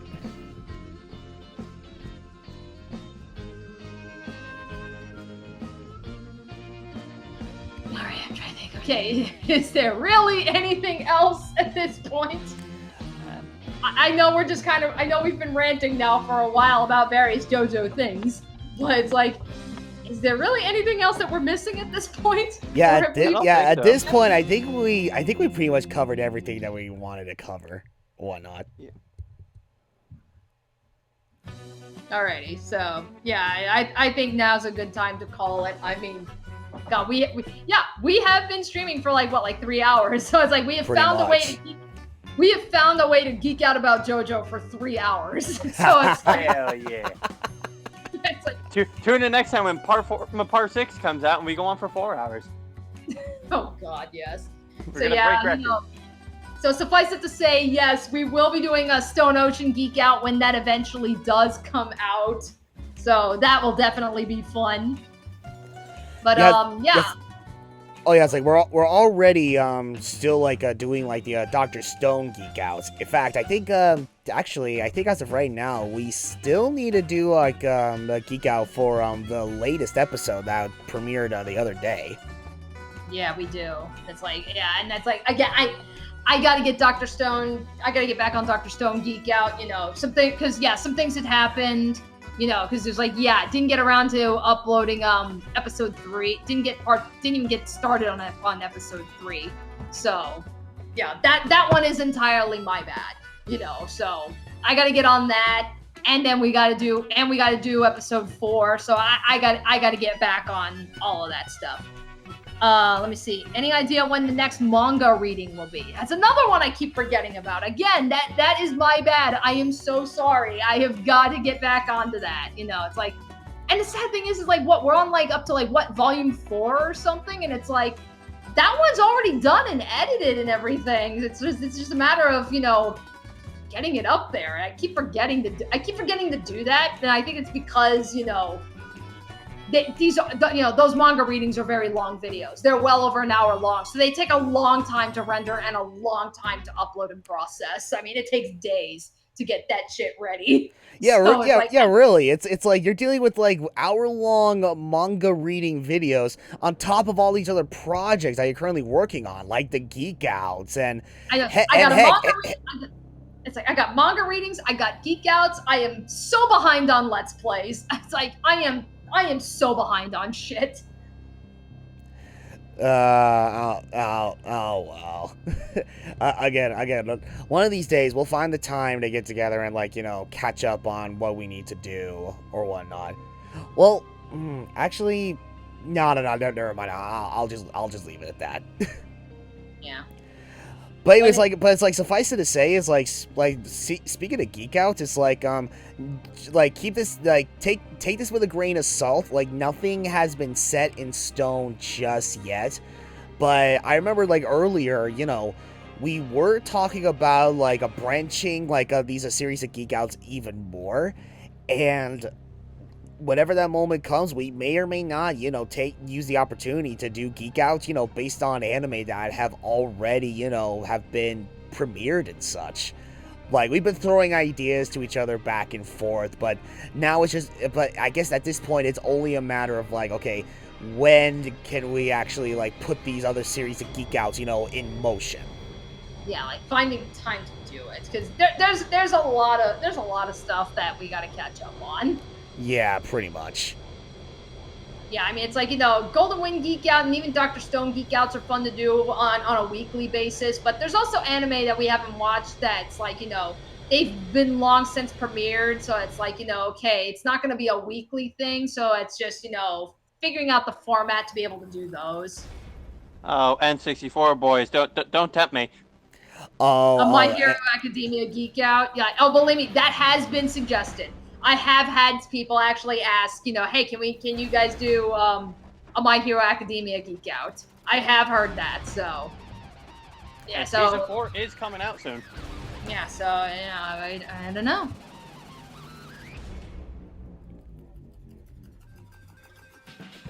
Yeah, so we'll have to figure that shit out. But in the meantime, yeah, by all means, yeah, hope you guys enjoyed our crazy shenanigans all these weeks with Golden Wind, because I know I did. Oh yeah, I had a ball with every single Golden Wind Geekout we've had during these past several months. Yeah, and we know for sure we'll have Brian this time around. Yeah. It's like he'll be with us from the beginning and not be like, oh hey, now I decide to watch JoJo and we're near the end of this part. It's like,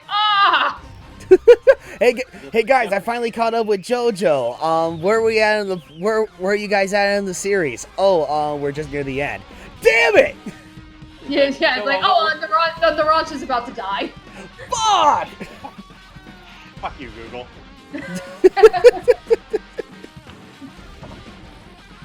No, it's like more so. It's like oh, so I'm finally catching up with JoJo. Where are you guys at?